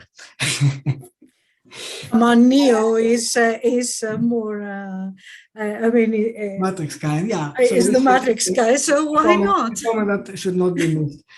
If you had the Stelios, the famous Stelios among the 300 Spartans of Leonidas, I think. Yeah, but these are things that might also be intriguing in our study of texts, audiences, and the people behind them. Yeah. Okay, obviously we could go on and on forever. I do hope we will have very soon the opportunity to repeat, and all the more to repeat face-to-face in a real conference. This is something we greatly missed these days. On the other hand, we had the opportunity, and many colleagues had the opportunity to converse with us. And I think this is a win-win situation for both sides, like panelists and attendees. I'm looking forward. I mean, I really implore you to send your texts for the proceedings. If not until the summer, at least until the end of the year. I mean, this would make a really great volume, and we could proceed it really quick. I mean, I'm so much looking forward in having this volume proceeding. Even And those if I may add, who are in favor if I may add the submitting plea, papers. if I may add that Jamal? this will be an important volume for us who do not work on intellectual history, so please do it. Okay, I see that intellectual history is not a very popular term for many of us. Let's take cultural history. Why not? I mean, I prefer cultural it history as well. Just call it history without modifying. Yeah, or yeah, whatever. Marino, will you send concrete details about the volume? Yes. I will send you a circular about, and also I want to make sure that all of you who have not answered in the negative consent into having the recordings on public. If not, just send me an email and it will be noted. So, I mean, I'm immensely happy to have this. It was so much fascinating. I hope and I think that it was the same for all of you, for all of us. And I just have to wish many happy returns. Thank you, Marino. So thank you all. Thank you very much. Thank you, Marino. Thank you. Thank you.